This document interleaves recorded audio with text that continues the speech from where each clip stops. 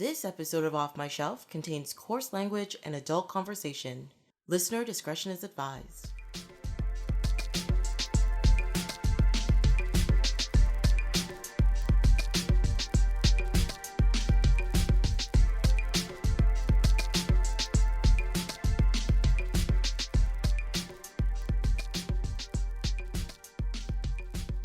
Hello, my name is Trace James, and welcome to Off My Shelf, a podcast about movies that are, well, off my shelf, where we go through my DVDs and talk about the movies in my collection. In this episode, girls go wild, feral, and demonic as boys become damsels and dinner. I brought a few friends along to chat about these bloody tales. With me today is Alex Cook. Hello. Sean Archer. Hey, hey. Jamie Cochran. Hi. Leah Irby. That's me. Hi. Jessica Lutzer. Hello. And Mike Suderman. Hello. All here to talk about ginger snaps and Jennifer's body. Welcome! Yay! I'm sorry, I don't know why I randomly sounded like Kermit for a second in there. Talk like that the rest of the podcast. You said that, I'm like, I'm gonna do it, and then I was like, oh, it's gone. It's over. No. I don't know. I think once I did a weird German accent, he goes, you should do that more often. And I was like, it's gone. It's over. You mentioned it. It just disappears. Yeah, get your head. Can't look directly at it. Exactly. You just gotta whisper in the corner, she's doing the thing. And just keep going. It's fine. But yes, Halloween, ghoulish times, destruction and blood soaking into the earth and creating creatures. That's what we're here about. So much dog death. So much dog death. It's all very sad. Yeah. Sad side effect of watching Ginger Snaps, unfortunately. Yeah, I've never seen this movie, and I thought it was PG. I also thought it was about vampires for some reason. Oh. Don't know why. But anyways, but then the opening scene with the dog like splattered all over well, not all over, but like near the doghouse. I was like, oh, okay. I'm in for a rated R romp. I would say that dog is distributed liberally in the background. It's ripped open, guts everywhere. Yeah. People keep leaving their dogs outside. Why? Right? Yeah. Well, stop that. Do you think they used real entrails of animals, like farm animals, or it's like all fake? Oh. No, I do not. Oh, So- wait, maybe. No. So one of the things we noticed from the ending credits is that this was shot with the assistance of the Space Network in Canada. Yes. And so I feel like they probably went with the cheapest option. So animal entrails are probably very expensive. So Yes. You don't think you gotta store them and, like yeah. a Well, butcher, like the shit that they don't use? You're shooting outside, though. It's I think gonna that turn there are into an Evil Dead complications. 2 situation with the flies real fast. Or was it Evil Dead 1 where they yeah, slept no, carrying it fly was wrong. swatters? Yeah. The corn syrup does that too. So, which is what they would have had to cover the fake stuff in. So, what do you want? Do you want slippery or sticky? I think is the question. Definitely for that playground scene, it was slippery. Yeah, they That went was very. slimy. Yeah, disgusting. Are we getting ahead of ourselves? We may. I think we're at the very first scene, which is the dog being killed. So I don't think so. The one, but- the first dog The first to dog. die. Yes. Dogs. Yeah. First sacrificial dog by people who leave their dogs outside when there's a monster. Also, Yeah, the movie did not take any of the dog deaths seriously. I found the first one where the lady is like, please somebody, like it was kind of for laughs, and then like the kids are like, later, man. yeah, and then like later like the kid who's like on his way to hockey or whatever, and like finds his dog dead, which is very sad, but like that is shot for laughs, like him waddling out there on his 100%. Those little skate guards on. Yeah. Why is he already wearing skates? He's in his backyard. He's excited for Because it's practice, funnier. Alex. Well, wasn't it like 2 scenes before he was like playing in his driveway exactly the same way with the dog? And I think it's just a callback to that's just what this kid does. And he But hangs they out with his weren't- dog. But they weren't rollerblades; they were actual skates, weren't they? Yeah, I know, but That's that's a weird. It was a gag, which is hilarious because dog death is hilarious. Anyway, Apparently. Trauma. I guess we should probably be more concerned about all the teenagers that got ripped to shreds in this movie. but- Teenagers. Meh. Good we Yeah. go. I'm sorry, in Ginger Snaps, not that many Yeah. actual Not that people many. die. It's No. mostly dogs. And a Yeah. couple. Mostly dogs. Drug dealer. The girl in the freezer. Oh, a lot of teachers die. Oh, yeah. No, it's Or support it's- staff. It's one teacher. Oh, One It's- staff Mr. Wong. member, yeah. there's the girl in the shed, and then she eats somebody else. Oh, and creepy van dude. Not creepy van dude. The But yeah, emo, that's it. the emo guy. No, that's from Jennifer's. Oh, wait, Body. that's Jennifer. I know. They're Um, very The similar. movies are similar. They're so similar. There's a lot of That little crossover. eyeliner. You It was- check the eyeliner on the guys. That's the difference between 2000 That's it. 2009. Yeah. Yeah, true. Yes. But I Yeah. mean, like Ginger Snaps walked so Jennifer's body could run, right? Like, It's- Yes. Yeah, Yes. you can. Cody, her feelings on Ginger Snaps. Well, Yeah. I hope you have some time on your hands because I'm pretty sure she has a lot of them. So Yeah, you could definitely see like the straight line between Oh, yeah. Ginger Snaps and Jennifer's body. You're just like, cool. That works for us. Yeah. So a question I had, that's totally new and you haven't heard this question before, is for those of you who grew up, we talked this was shot in Brampton, right? Brampton, Ontario. How many werewolves did you experience during your times in Brampton? Arbia. Yeah, in suburbia in general. I grew up downtown. A lot of this is foreign Yeah, to me. I think some of this was shot in Etobicoke too. It wasn't all Brampton. And where else? It was like Markham or something. Yeah, something like that. Yeah. Markham, Scarborough. So a couple of the burbs of Toronto. Mhm. But I think like for sure, like the first scene with like the dog killed, like for sure that's got to be Brampton. Like I was like I couldn't even like I wasn't even concerned about the dog's well-being. I was totally distracted by. I was like, where is that? I think I know that place. Same it here. looks very Brampton. I didn't know this was Canadian. You didn't know it? Extremely Canadian. Extremely. I didn't know anything about this movie. When Like I this started is it. a Canadian fantastic. cult classic. Like Yeah. I can't believe, Katharine, Sean, you Isabelle, grew Canadian up darling. I know, in and the I, early 2000s in Canada and did not encounter this. and I loved horror at this time. I mean, I still do. like But I never watched this movie. I don't even know that I've heard of it. I've probably heard of it, but I've heard of it, but I don't. Oh, yeah. I never watched it before now. But like, I mean, I could tell it was Canadian in the first 20 seconds I was watching it. I was like, oh Yeah. wow, this is Canadian. This is awesome. And like, Get there was that. even a guy I think playing hockey in like one of the first couple scenes when the lady comes out to scream about the dog or whatever, and mhm. he's wearing like a Canadian hat. But to answer your question, Mike, were there any werewolves in Brampton? I don't know. Probably. Okay. I don't Yeah, know for sure, but probably. I didn't. You know, I was a pretty encounter- sheltered kid in Mississauga, and so like I didn't, run with any werewolf crowds, but but you know, that doesn't mean they weren't there. I just Exactly. maybe I didn't, Yeah, Grimsby had a lot of evil genies. That's what we always had to fight. Oh yeah, yeah. Every once in a while. Like Leah, This- I also grew up downtown, Yeah. so like all y'all's hometowns were sort of labeled "There be monsters" on my mental map. So there might have been literal monsters. Which- How would I know?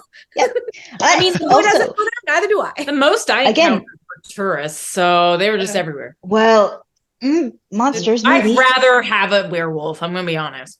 Yeah. Can we talk for a second about the aesthetics of the werewolf, which is like my biggest problem with almost all werewolf properties in the history? Oh, you of- mean My Sister the Couch? Yes, please, let's.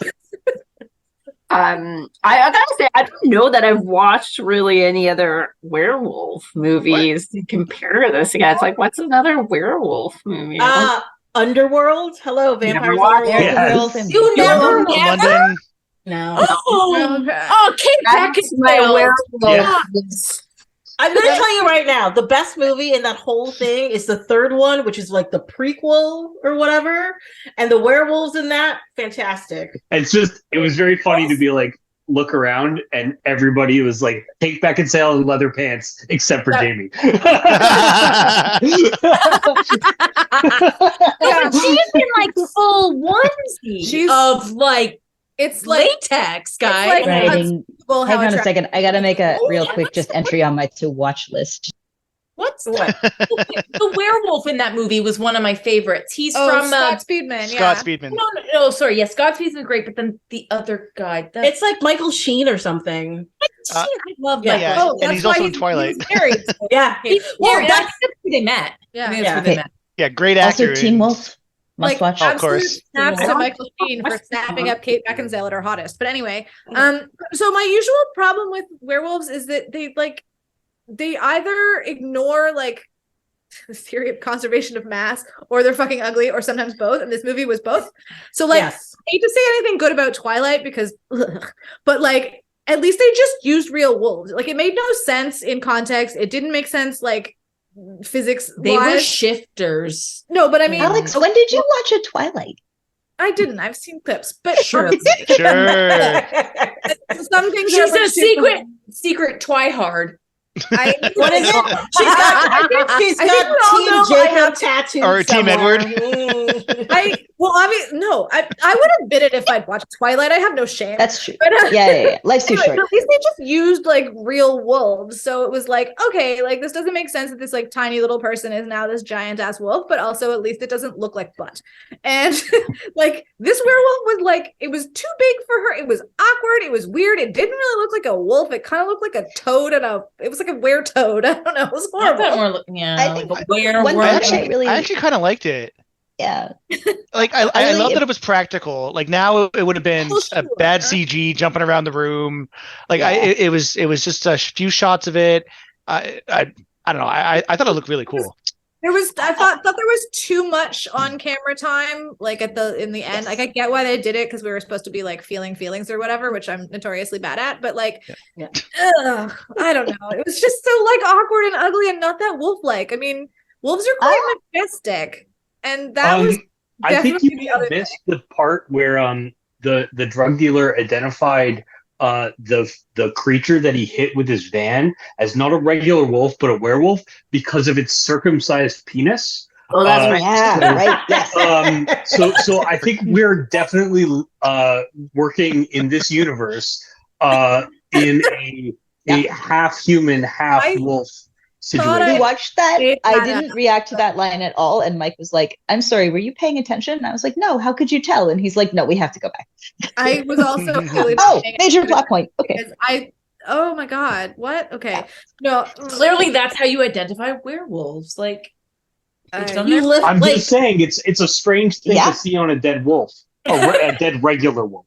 I mean, I did think like awkward, awkward. like too big, too awkward, like not human. Like all of these are, as a person who has grown up always in a female identifying body, that was very.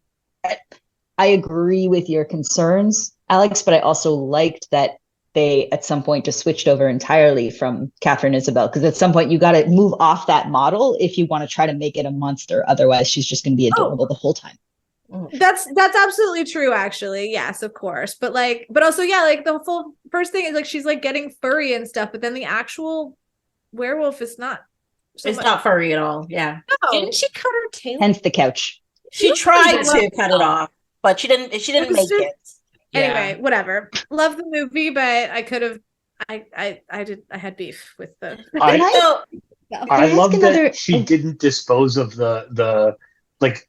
She was so bad at covering her tracks, where she like just threw an entire can of like shaving cream into the garbage with like hairs Covered in werewolf fur. Yep.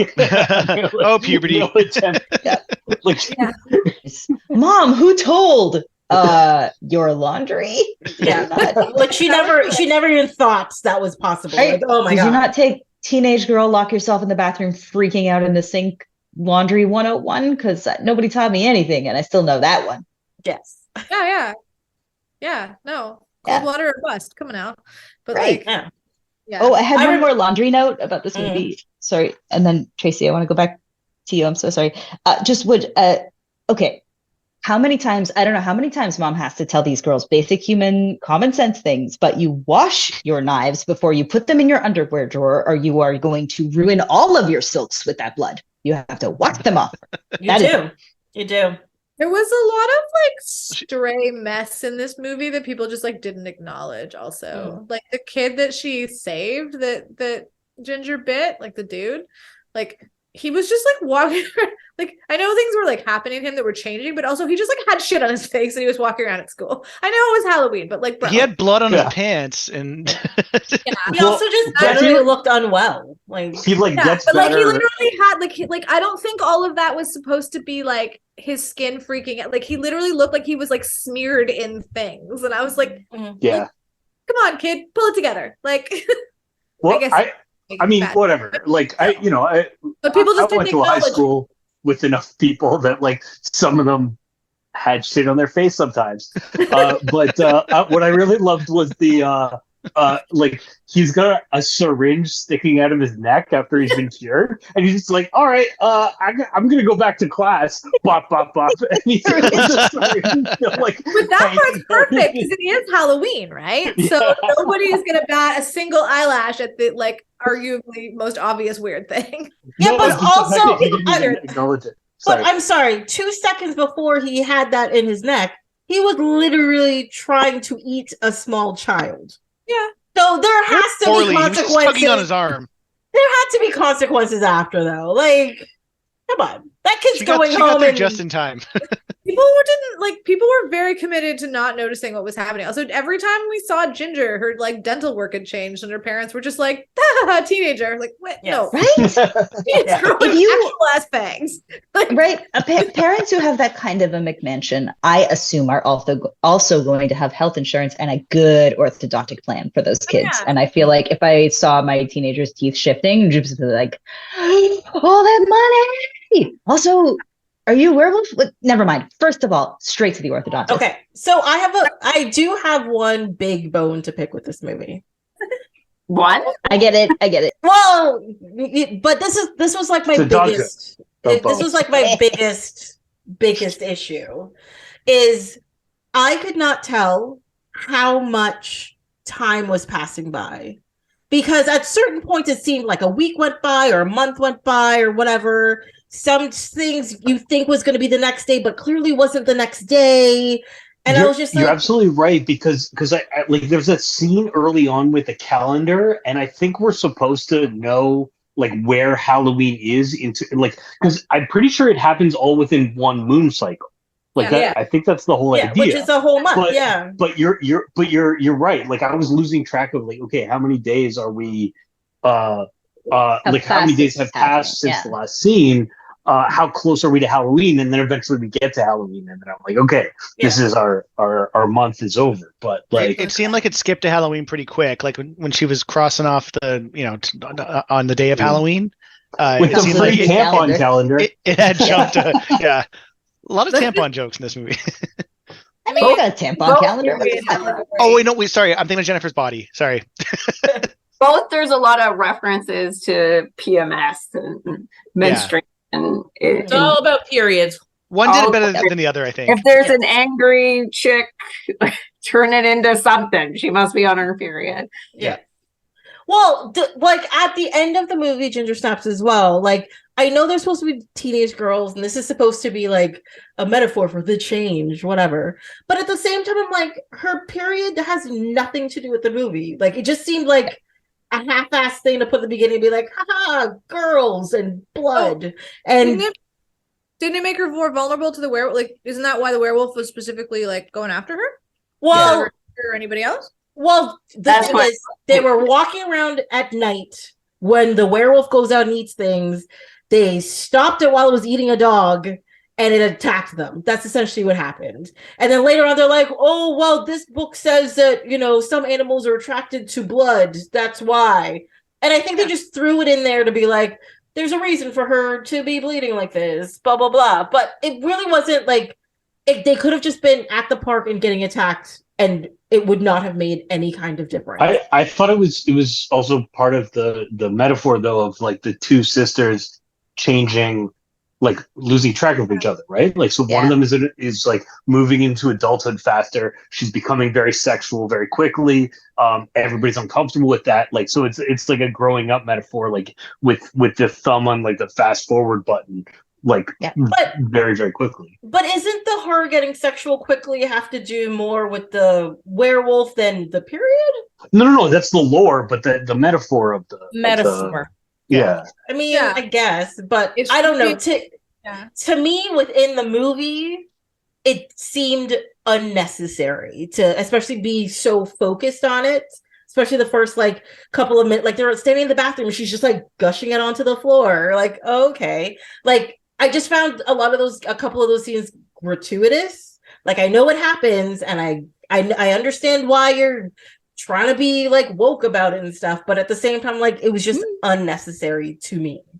Oh, yeah, I think that's probably where the concept of the movie came from, right? Like, I think that's where, like, that's like the center of it. And also, like, I mean, you know, she was undisturbed by things she should have been disturbed of for a variety of reasons, but also like the fact that her body was like basically betraying her even before she got nipped by the werewolf was like, you know, like it made it both, like, it sort of made it easier for her to just like, what's the term that's not go with the flow here? Somebody help me. Like, it's sort of like, I can't think of anything else. Like, basically made her vulnerable to it because like she was already in this situation where like she couldn't trust her own body, right? Yeah. Like, I do understand it. I just don't think it was presented correctly in this watching of the movie. That's very fair. I think, but if I compare it to like to shift back to a more traditionally like male produced horror movie, and I think about that first scene in Carrie where they're throwing tampons at her in the shower, that's also pretty uncomfortable and you could say gratuitous. That's also an excuse for nudity. That scene. Yeah. A lot of boobs. Right. Like, I would rather watch the scenes that were in this movie that are thoroughly horrifying and don't have anything to do with like slow motion shower scenes of nubile female bodies. So like, you know, I think it's worth exploring in this way, but I'm nowhere near saying that I would prefer it that way. I really don't. Like, especially when we get to Jennifer's body, I was like watching it and I was like, you know, a woman directed it because they didn't have the camera at this angle in this scene. Like, it was very clear, you know, but I don't know. It's just sort of like they got to a certain point with it. They emphasized it a certain amount and then forgot about it. And I was like, okay. It just didn't come back around, if you know what I mean, I guess. Maybe. I guess. Yes. But, I mean, she got comfortable with the change, right? Yeah. Not we haven't heard wanted her to, but too much. Yeah. A little like, too much, maybe. A little too much. Jamie, we haven't heard anything from you on this subject. On this subject. Your thoughts on periods? What about Jamie? Sean? Sean, what do you think about this? I want to hear from a man. So I know for More periods in movies. Says I. Being Red is like his favorite movie. Oh, wow. I should watch that. Isn't it Turning Red? Sorry, Turning Red, yes. You would know better than me. It was a good movie. It was. It is a good movie. And it's kind of cool that a movie that came out when this one did was just like super upfront about it, because I bet like on the line between that and Turning Red, Seeing Red, whatever we decided it's called, like how many movies are there that like super address it as like a big part of the plot? Because I don't think there are all that many, right? No, there really isn't. Like this, you know, I'm roughly the age of the people in this movie, so you know, I wasn't watching early teen stuff necessarily until Riverdale ruined me. But anyway, yeah, I feel like the ending maybe could have circled back somehow to it all. Rather, I don't know. I wasn't super satisfied with the ending, though I really enjoyed the film. But felt like, I don't know, like they turned it into a series, right? Like there's more than there are sequels, which I did not know previously, and when I looked it up, I was just like, oh Jesus. Wow. Like Ginger's probably still dead in them, right? Or she comes back? Like what is I don't No, I Is she think still a werewolf? Like what? Ginger Snaps I don't- 2 has 82% or 88% on Rotten Tomatoes. Like yeah, I don't. it's yeah, well I don't reviewed. know. I've never seen it. Speaking of, I think Bridget Becky, whatever her name is Brid- is this sequels, but I don't know that the Ginger is, but it is, Yeah. Ginger Snaps 2 and 3 at They're least. both in number 2. Oh, At okay. least they're Oh, both Yeah. on the poster. yeah. I guess it comes back. It seemed pretty like final at the end that she was. The ending did seem like, yeah, but also yeah, it Maybe did she seem like came that to ending could have Earth. gone several ways, and I think Mhm. maybe like we don't know what happened in the development of that ending. I did, Well- Sean, since you mentioned the ratings, I just really quickly wanted to Yeah. note that if you Google Ginger Snaps, you will see that it gets a 6.8 out of 10 on IMDb, where everybody has awful taste. Oh, especially men. It's like, oh, this 90%, movie has yeah. periods in it. 0. Nobody Yeah. likes horror movies on IMDb, but like Oh. Hallmark movies routinely have like anyway. Yeah. But it gets a I don't trust 90% on them Rotten either. Tomatoes. But it also gets a 4.6 out of 5 on King Arthur Baking for their simple to follow recipe for crunchy, spicy ginger snaps cookies. And it's in the little Google shorthand, which I thought was adorable. That is That's fantastic. great. Love it. I've just had the Queens of the Stone Age go with the flow running through my head for the past like 2 minutes. So you're welcome. Makes sense. Makes sense. Yeah. I froze. I couldn't. Ugh. Yeah. Anyway, I do agree with both of you, Tracy and Jamie, that the emphasis on blood at the beginning was not circled around to in the end in a way that felt satisfying. Yeah. It did. It, like, I don't know. It kind of just like it threw it in at the beginning. It was like questioning throughout for a while. Like Bridget was questioning whether Ginger was just going through her period or like what. But then it just felt very like thrown in, and then I don't know. Yeah. It kind of never came back to that, and they could have left it like more open ended. Yeah, it felt along the lines of like I think we touched at this earlier, is girl is upset or has an attitude, boy says, "What are you on your period?" And she said yes. That's what it felt like. Like that whole section felt like Yeah. that. You Yeah. know? Yeah. one of the things I really liked about that though is that the victims weren't like they didn't deserve it. None of them deserved it. Which like I would expect a lazier movie to have had like, you know, a bully and like, you know, a like not actually a pedophile but like a creeper teacher and creepy like, you know, a guy bunch was of actually creepy. Yeah. right More like a rape bunch of people revenge, who like like kind of deserved it, even if maybe they didn't deserve to be ripped apart by an animal. Like right, just slasher morality. that was, kind of slasher conservative it was kind of morality, the and that opposite really did. though. It was like Yeah. Yeah. the people who were turned into werewolves were kind of the ones that maybe deserved it. Yeah, and that they became monsters, and like they weren't wreaking justice or anything. They were just killing people for convenience, for like, you know, oh, he saw me, so I had to kill him. Or, oh, this guy, I never liked him. I never, you know, I thought he was a creeper. You know, everything in the film language told us that Mr. Wong was like just a chill dude who was like, you know, backing people up.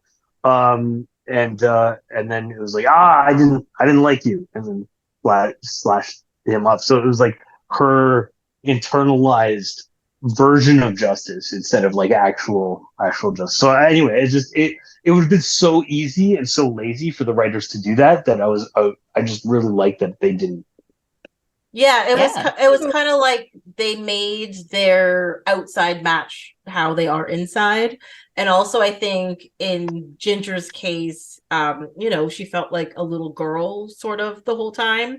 And now that she had this power, she's like, I'm gonna abuse the power and, you know, show everybody how powerful I am now and take everybody down on a whim, you know? Yeah, even though like the Mean Girls situation that gets set up, which is whatever the blonde girl's name is. Yeah. Trina. Yeah, who like they make it very clear that even though they don't get along, it's that feud starts because they're talking shit about her, not her being terrible to them, which I was like first caught off guard by. I was like, oh God, are we supposed to just automatically sympathize with these ladies because it's the late 90s or early aughts and they dress in black, or are we supposed to be understanding them as like kind of morally questionable and kind of dicks? Sorry to the dude that she infected was also interesting in that respect. He was kind of a douchebag, obviously. Like, you know, his selection criteria for opposite sex partners left something because he likes big boobs. But I get nothing wrong with like, but he wasn't being like, very seriously into Katharine Isabelle. I think that is a totally reasonable thing. If she's in your high school, you do everything you can. You're not going to get anything else done. Like nobody's being productive in that school if she's in your class. I mean, Yeah, and he said some like not great shit and like obviously whatever, but then also like when she gets it, like he's like as soon as they start to hook up and she's all like good, he's just kind of like, whoa, maybe slow this down a little bit. Like, he's not actually fully committed to being a shitbag, and then also he never gets fully committed to being a monster either because he's like still fumbling his right way. Like a dude on prom night when she's like stabs him with a syringe. So I'm sorry, you are remembering that scene in the car incorrectly because he slows her down because women aren't supposed to be aggressive, men are, and she should stop so he can be aggressive towards her. That's what the scene was. Right, but he never actually gets to be aggressive. He was a dumb teenage boy. Well, because she's like, fuck this, and just goes at it. Yeah, everything that he does. Like it's not like his motives aren't great, but he also is like not terribly good at it. So like he doesn't like the damage that he does is like it's gross to like watch what he's doing, but he doesn't like he never actually gets anywhere, I guess is my point. And same with the one he gets like he never actually gets anywhere as a monster either. Like he's not actually a full werewolf. He's just like bumbling around being like, I don't know, maybe I eat children now, and then she's just like, okay, syringe, enough of that, shut up and go away. And he's like, okay, I'm gonna go back to class. Like so he's like, he's not great, but he's also like not genuinely a monster as a person. And he's never genuinely a monster as a monster either. Right? So it's kind of interesting. Whereas Ginger starts out pretty like horrible and then continues to be pretty horrible. And Bridget starts out like an enabler, but doesn't and continues to be an enabler, but is not. Yes, she does. Ever, even when she's turning, like she's, you know, she's like fighting it. She's trying to figure it out, right? Yeah, and even in the car scene, at least my interpretation of it was very much a like they're both recognizing that they're both down. He just wants like down to have sex, but he wants to like do the toxic masculinity. Like I'm in the driver's seat, but like again, he's so many horror movies would have made him like pressure her into sex or like even just like try to fight back or whatever, but it was literally them just like negotiating who wants to drive, right? Rose has only got one set of moves, and she like has to go another way. Read them out of Details magazine. Wait a minute. No, Maxim. Maxim. Wait, you're supposed to have multiple moves? Uh-oh. You're married. It's fine. You can even forget that. You only need one. And we're back to the ball and chain. Okay. What were you gonna say, Jamie? I was gonna ask a question. Who was the original werewolf that bit Ginger? It's kind of weird that it's like such a small town and like they never find out, like, and it's like it's circumcised, so you know it's a male, but you don't know. They never like allude, like there's no missing person signs or anything. Like you don't know. Like, it's just never solved. I honestly think it's a small town. I do think it's supposed to be just like suburbia. So like Brampton or whatever. Oh, by the way, it was filmed in Brampton, Mississauga, and Markham. Boom. Mississauga. Pin in that.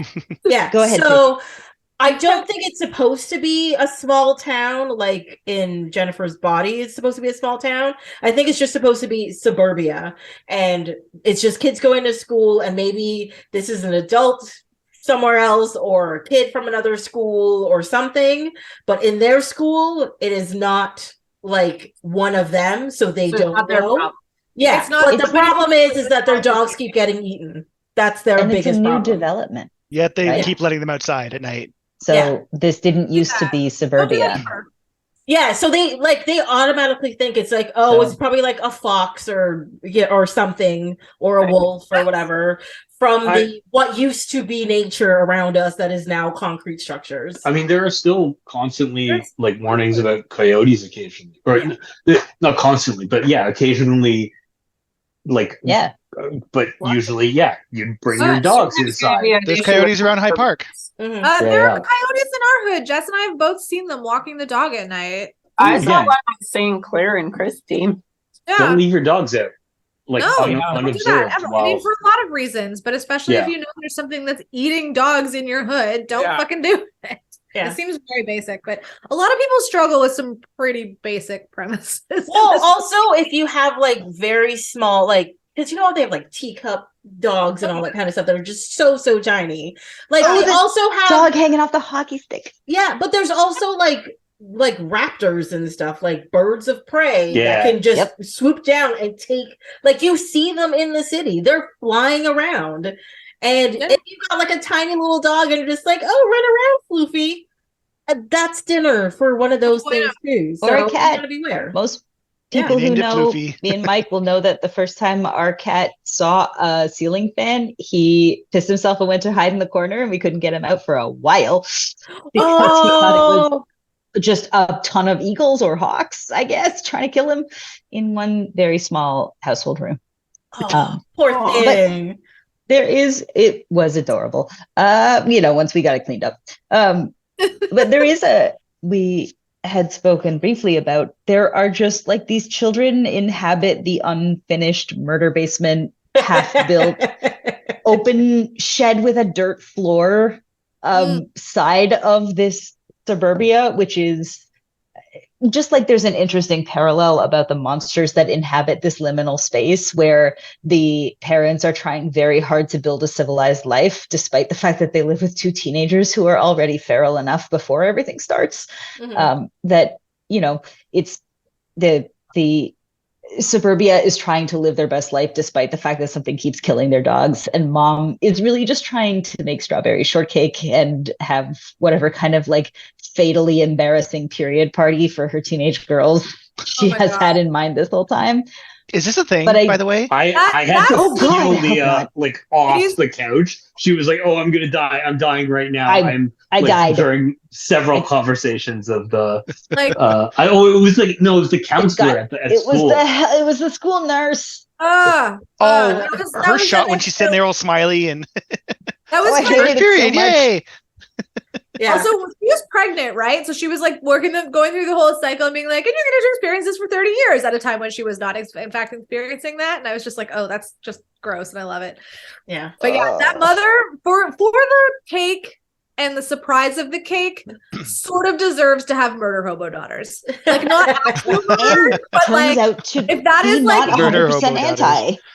yeah, if that's your parenting strategy, like your kids are going to be dysfunctional and you have done this. Because like, But again, I think that she was more, down to have those kids than we originally than Well, her for flower bonnets suggested. yes, her aesthetic was wrong, but her like, well, I guess we'll just blow up the house and move to another country Yeah. thing. With like, oh, this is Yeah. where that came from. You guys are all psychos. Yeah. I mean, look, her aesthetic was not my aesthetic, but her little pumpkin Her earrings. Her aesthetic was barely her aesthetic. It looked like the decorations in the house were going to eat somebody, like imminently. Both of these movies, the houses are so overdressed. And there is so much stuff everywhere in the grown-up part of these houses. It is insane. And in Okay, Jennifer's body, it becomes like a Look, as full a wallpaper person, riot. But as a person who is not that young, you collect things over time and you just have shit. But it's not the also amount of stuff. all it's the of number the of wallpaper, patterns. it just Yes. drives me crazy. That's Yes. too much wallpaper. No. Yeah, no, but also like the picking up like massive amounts of dried flowers and stuff. This was not like I like books, therefore I'm like running out of room for bookcases. This was like, Right. I'm really putting shit on every surface. No, Maybe I have some drywall in the basement where finished. your children live in an unfinished boiler room. I think I Those don't know. girls want that Yeah, though. they chose that, and Yeah. They're morbid. Mm. They Yeah. chose. those Morbid. Those parents would have provided drywall if it had been welcome or useful. And Yes. the girls were like, absolutely not. We need to, you know, film fucking scenes of us hanging ourselves or whatever against bare concrete. Like, I dyed my Dear hair God. black, wore black makeup and clothes, and like was Yeah. part of a coven, but I never lived in a weird part of a Well, I coven. think that's like, I think they were trying to show that through like the space was like these kids, like you go upstairs and their lives are normal. Like they like it's They Yeah. want to be different. you know, but like they're Yeah. trying so hard to be different, and like Yeah. the juxtaposition between the upstairs and the downstairs shows that like, you know, like Absolutely. they're in their Yeah. own Yes. magical But I world think that they created. Also, Yeah. They have like to the work end together. revelation of her being like finding the fingers and then already having this gas plan of like, Yes. this is how we Yes. burn Yeah. everything down and start our lives over. Like to me, like it almost suggests that like their mom is like compensating for a different kind of like thing where like the way she Yes. reacted to whatever happened in her early life was to Yep. like collect all these things to project normality aggressively To and then perform normality. Yes. to perform normality and like, but when she's just like, oh, there's fingers, oh, I've got a plan to either kill or at least distance myself from my husband through an enormous gas explosion that I've already got a plan in place for is like, Yeah. she's They're got all something- kind of the same. All of there's them. has interiority dreams. there that we're not totally privy to. Is I She guess what I'm explicitly what I'm said- arguing. They said, what about, she says, what about dad? And mom explicitly says, he'll just blame me. They all will. And that to me was like, Yeah. oh, Oof. mom. Yeah, but isn't that knows- just society that the mother Yes. is blamed? But the like, fight mom of the is- mother. well, right. I'm Like- sure the dad has good qualities, but being an involved parent clearly, or husband, is not on the list. Clearly, No. He You had did chicken literally- wings at a ham dinner. At a That ham was dinner. his- He has no idea what's going on in his house, and he Mom has put an Doesn't touch entire the hand. flower on her head for that dinner. But you know that woman has dreamed of setting that house on fire. Like that was really fast to be like, we'll set it on Yeah. fire and That's we'll what I'm leave. saying. Like, we don't give a shit Yep. about your dad. Let's get out of here. And she's been dreaming for years. But that She- is the stuff of the 90s to the early 2000s where men were useless teats in Well, suburban- I want to say it's not just that. Yes, they were useless, don't get me wrong. But it's not just that. Like those houses, like as a person who grew up, like half of my childhood was in one of those houses. They're cheaply built, quickly and cheaply built. The main floor, top floor, done, basement, always incomplete. You Oh. gotta do that shit yourself. They were flying And- through that drywall in that last scene, man. That shit's But coming it's true down. that shit falls apart really. These were explicitly the houses that were starting to be built in the lead up to the 08, like, housing crisis, right? Yeah. Like these were throw them up fast and cheap. Mhm. They're going to go for $1 million. Like the price is going to increase while we're building them. Yes. Yeah. As So somebody who worked for a developer who made arguably quite fancy condos, that shit might fall down too. yes. Yep. Yeah. Developers are monsters. It's like when they realized they Houses didn't are steal not- the windows. Like they find out 10 years later they Oh, have yeah. mold growing in the walls because it's such a Yeah. shit. No, that Yeah. mom has looked around at where she lives and been like, hates her life. she's figured out where the point is that will. Internally, she's the same as her daughters. They're just expressing Yeah. it. Well, I think the whole point is that the daughters were going out of their way to alienate themselves, and the mother was going out of her way to Ingratiate. conform. Yeah. Yeah. And be I really part of appreciated the society. how- And they were Like- both artificial. Like They were both of both those artificial. expressions. performance Yeah. is so like beautifully brittle. You can tell that she's like that every single thing she says is like, yeah, exactly, like just like right on the edge. She's just like, Well- this is a happy home with happy, healthy children who are not in any way enacting each other's murders at all times. Yeah. That's cool. If you say it out loud, it's true. So that's what she But- did. Absolutely. Though I wasn't sure at the beginning, and I think this was intentional by the filmmaker, but it was like, is she supposed to be, again, like forcibly performing this, or is she supposed to be like the Avon lady from Edward Scissorhands, right? Mhm. Where it's like, oh, she is like a ghoulish caricature of that kind of person. And by the end, when she's like, okay, figures, firebomb, I'm going to stay at the wholesome drug dealers party instead of going back to get eaten by a werewolf, was like a very, clearly it was the second thing by the end of the movie, but at the beginning I wasn't sure, and I think that was intentional, where it's like, oh, mom just doesn't get us, and then like there's that drive with Bridget and the mom, it's like, oh, mom might get more than we think.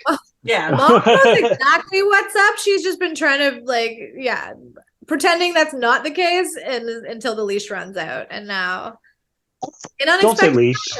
This is a dog movie. Well, listen, I can't help it.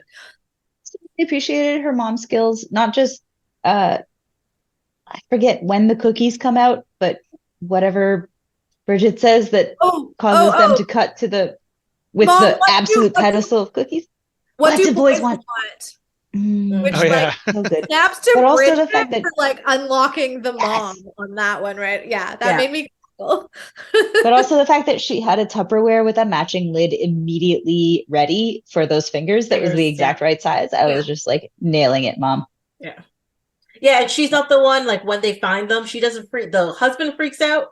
She sees them, she's like, they're fake, and put them in Tupperware and put in fridge. Okay. These are definitely not fake. On a second watch, I'd be checking mom's performance to see if she knows that they're not fake. Yeah. Oh, she does. Well, when she says that, I'm pretty sure she doesn't. And then as soon as she picks one up, she's like, uh-oh. But also then she finds the body. Yeah, she has suspicions, and she's like, no, this is over here. She knows way more about what's going on than the shed has a dirt floor. I think that I don't 100% know, but as somebody who is going through maybe some of this process in reverse, where I was a creepy teenager and now I'm planting tulips. So it's like I think that there might be some kind of like cold frame. You plant them in there so that they can get started, and you can replant them elsewhere so that they don't get like trashed by the squirrels or whatever. So it's raccoons or whatever's eating the dogs. Of course. But also, if she needed garden shed and her husband is useless, he would just buy a prefab one from Home Depot and smack it on a chunk of grass, right? Like, or the properties would come with concrete pad. Potentially, yeah. I know. I don't know what prefab sheds in the 2000s would have been, or like in Y2K would have been like, but now they have floors. Yeah. They come in both models, depending on how much you're willing to pay. Very true. Also, that's why they started putting floors in them. Yeah, too many people burying bodies. Yeah. So wait, but those things are pretty light. So can you just push them over, bury the body, and then push it back? The floor. Yes, you could also do that. Of course. Although you could, but it doesn't seem like those girls had I tried. Anybody in that movie. Also, your neighbors, Jamie. They were so dumb, and I loved it. It's like they were like the dumbest teenagers. It's like, maybe I should call 911. It's like, don't. Right, nobody needs a rabies shot. That's fine. Like, Ginger was like, no, it's fine. And Bridget was like, this is definitely not fine, but I'm used to falling in line, so I guess it's fine. Yeah, and again, I liked it a lot more as I watched the movie. I was like, okay, we're explicitly getting that Bridget's supposed to be this follower.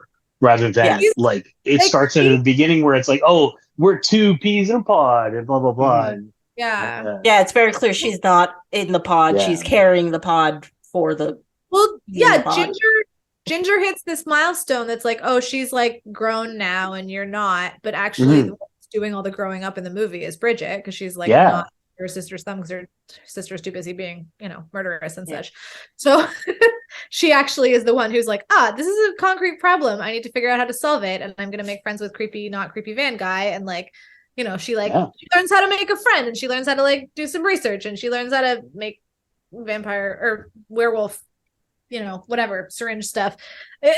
Like she's, She Which, actually, her character development is quite intense. and that I thought was really cool because it, like, again, we talked about like the kind of weird metaphor of probably not handled very well, but like they were clearly going for it of like the body changes in Ginger, but the emotional mental changes in Bridget. But also I was just very shocked by like how explicitly like heroin preparation they were. I was like, yes. We're watching like 2 minutes of Train Spotting here all of a sudden. Like, I was like, damn, I thought exactly the same thing. And That's I was why just they like, made a drug dealer, and he was such an unexpectedly sympathetic character, right? Because he's like the creepy older drug dealer in the scary van that like hangs out with high school kids. Except he doesn't really hang out with high school kids, and he like isn't creepy at all. And there was that wonderful scene where Ginger says something about how he's like, you know, whatever, perving on a 15-year-old, and he's just like, oh God, is that what you think? Please don't. I don't. Everybody was perving on her sister. Like, there's all the scenes of like the blonde varsity athlete being like, I would like to bang you, and he's like, drive away as fast as possible. When they're all smoking weed in his van, like any other like younger adult like horror film where there's teenagers smoking weed in a van, like they're gonna take advantage of that, the creepy guy. But instead he's like, what are you doing in my van? Like, you're smoking, get out. Like, I'm a Canadian. I'm providing universal weed care.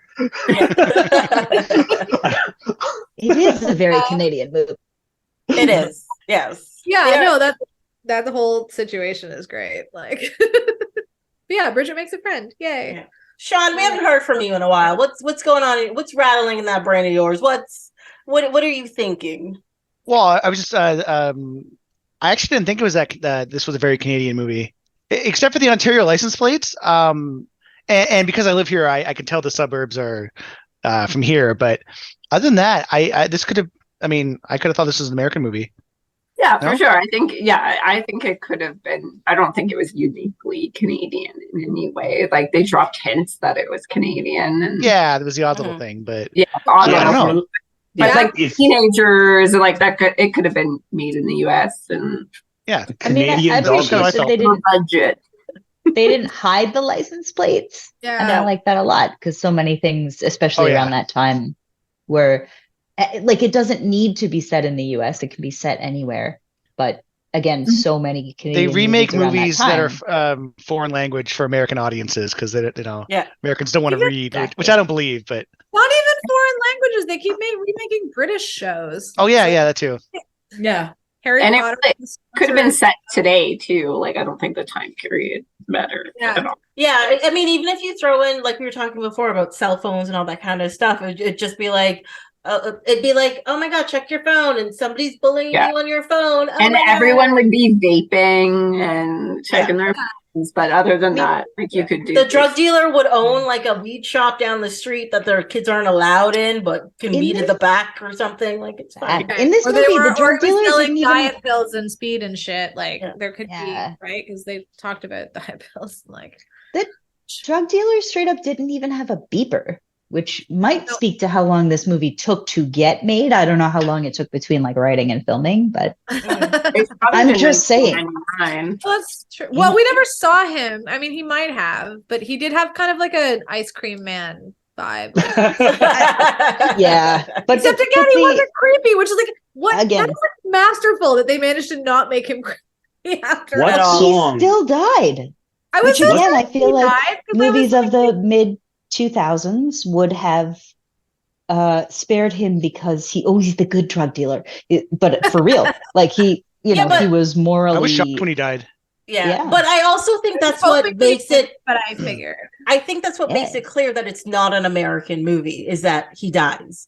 Because I think in American movies, even if it's like a horror or whatever, they always go for a quote unquote happy ending. So he would have lived, and he would have taken care of Bridget. They would have left the body behind, and they whatever. Whereas in this, they're just like a studio movie. Yeah, he should have dragged himself. Gonna die. Yeah. He should have dragged himself across the floor and fucking stabbed her with that syringe when Bridget didn't, right? Like, or stabbed Bridget with it and then like abducted her. Maybe that's how 2 starts. We don't know.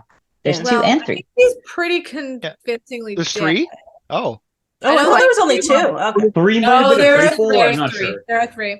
Dang. Yeah, I added 2 to my Prime list. I'm going to add 3 now. Well, the 2 original, like the sisters are in 2, but I'm not sure that they're in 3. The Bridget, the youngest one, is in number 3.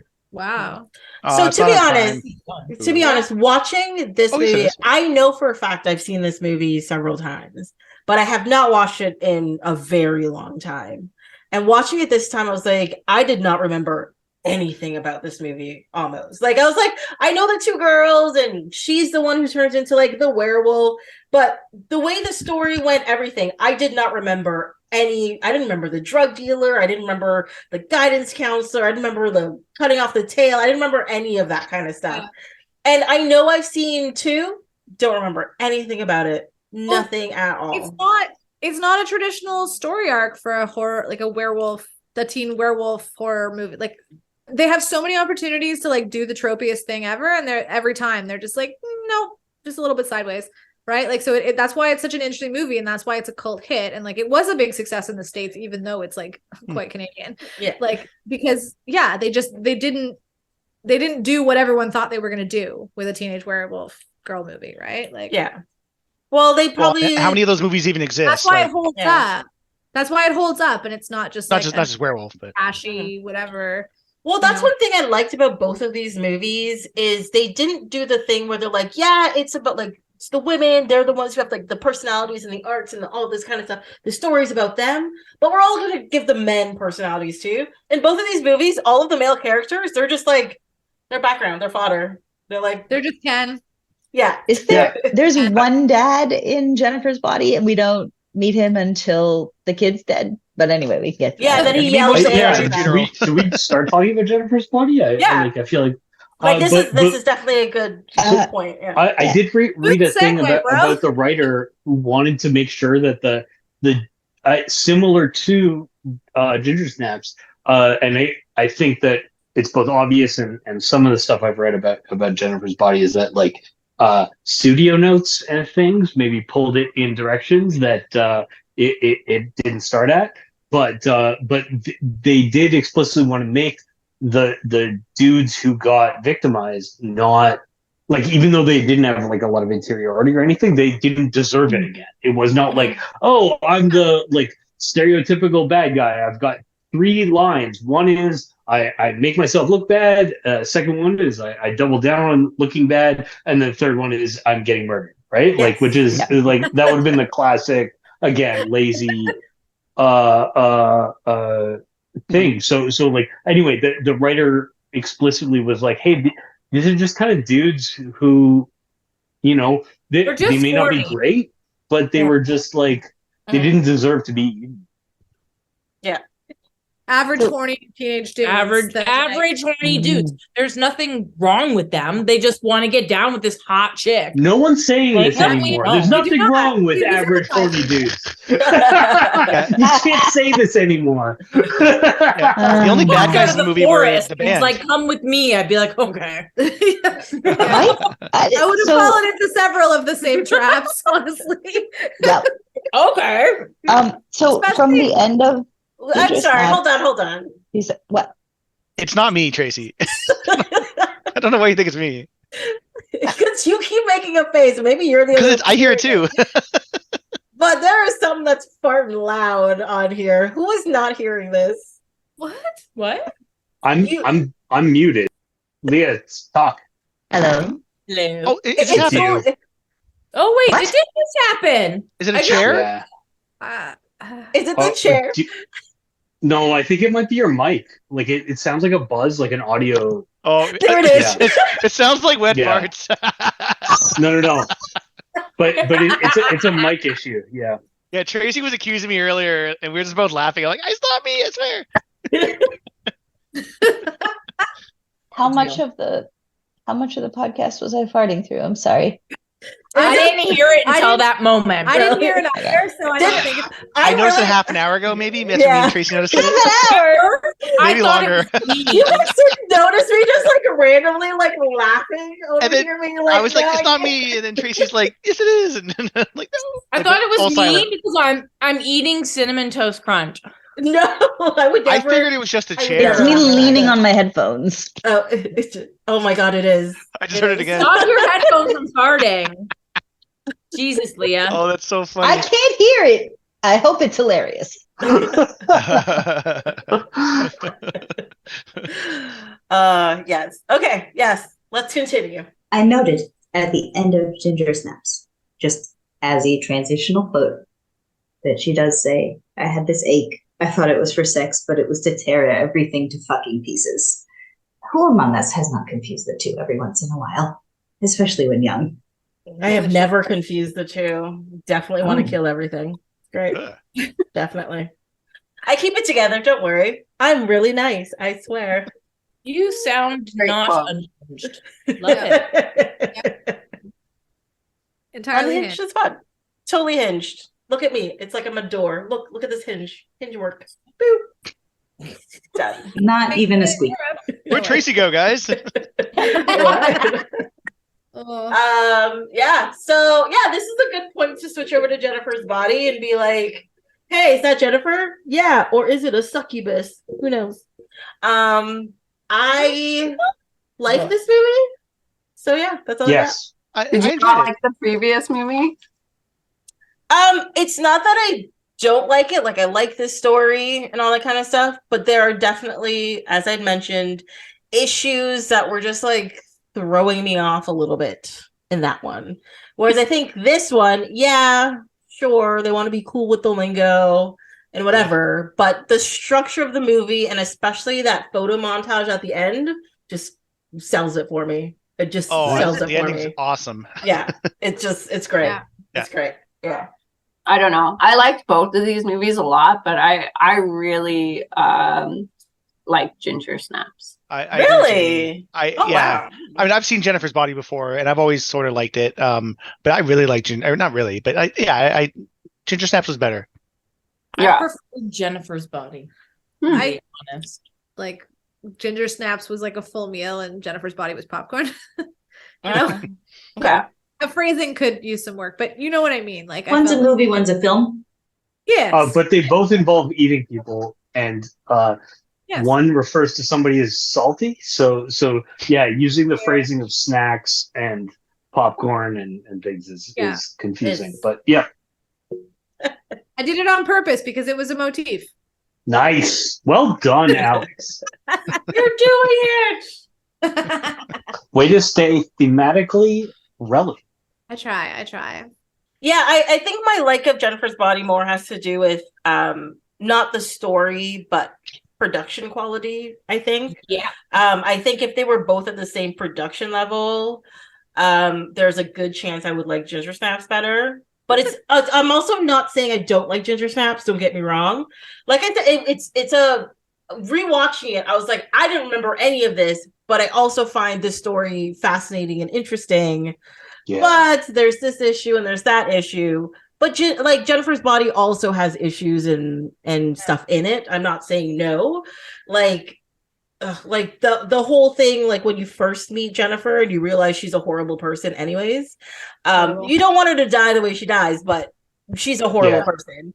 And then like her talking about like her sexcapades and like she doesn't like she's just kind of gross, you know, and you're just like, well, I guess it would have to happen to somebody. Mm-hmm. But also it's horrible that it happened to her. Yeah. Yeah. What a weird premise for a movie that a like weird singer from a shitty band decides that like the hot girl is a virgin. Yeah. And that's what he like hinges his whole like eternal life on. Like I like the idea that the dude is just an idiot. Yes. I like the like, oh, I got it online and like, oh yeah, she's definitely a virgin. And it was just really like I would. Bro, did you even look around? Okay, well, okay. I mean, do you, boo? But like, Jesus. Yeah. The whole thing was just like so many Leah, of failure. How many times do we have to hear that song? Oh my god! I kind of like the song actually. A long song. It was a lot of times we heard it. So Is it a real song? No, it was written I- for this movie. Yeah, it was that's not very Adam Brody cleverly singing it, written right? to be incredibly annoying. There's also funny. So I'm Like, not being objectively terrible. It's just It was it was terrible. Well- It was so terrible. I mean, But it was like It an was there identical I liked it. in song. 09, which meant that I didn't know if it was supposed to be intentionally terrible or if it was just like I didn't like it. Oh, I Until think it becomes it's clear, intentionally like, in the terrible. movie. I think. Yeah. there It were was supposed to be idols that they super were emo. they wanted to be cool like that guy from Maroon 5. It was intentionally terrible. Oh, Yeah. I loved all of the stuff, like except for the fact that we had to listen to that song multiple times. Like if it was supposed to be terrible, why put it in your movie that many times? I guess is other than just the torture. That was the comedy, I think. Fair. That was fair. I found that really funny. And I was like, oh, Also- Yeah. Also, it was but- probably written by somebody on the production staff who's never written a song before, and now they get a bunch of money every time that movie streams anywhere. So Yeah. I also read that like- they tried to get like a bigger star, like the lead singer of Fall Out Boy, but like didn't. be able Do we to want to talk? A bigger star. No, cute. but do we talk about the Fall Out Boy poster? In the background, yeah. like framing her bed? Yeah. And there's a I Panic was- at the Disco song in it too, but like way at the end, I kind of Yes. forgot. Eventually, I was like, "Oh, fucking finally, there it is." Okay. Yes. Yeah, but there was a Yeah. there was a few. Oh. Also, Sorry, go a ahead. Ocean City soundtrack poster. Hold on. Like- So like she's like clearly into emo so hard and like obsessed with the lead singer of this band and Fall Out Boy, but then there's like the emo kid at school she just keeps making fun of and like doesn't want to hang out with and then kills. He's not cool. It's just like There was but, a like, definite weird, like a lack of boundary between the emo, mainstream emo stuff, and then the like goth kids, which are typically like a completely different. And having not been in school in 2009, I don't know how that worked out. Like, how did mainstream pop punk and emo separate itself from? How, as a goth kid, do you keep yourself like further and further away from like they're all wearing eyeliner? Well, Yeah, that was I mean, for sure. the only you're no longer rebelling at that point, so you find something else to do, I think. What is it, Sean? I mean, the only person we know she slept with is Chris Pratt, right? The older guy, like he's out of school now, so maybe she won't deal with it, or she won't even think about people in high school. So did Chris Pratt's character die?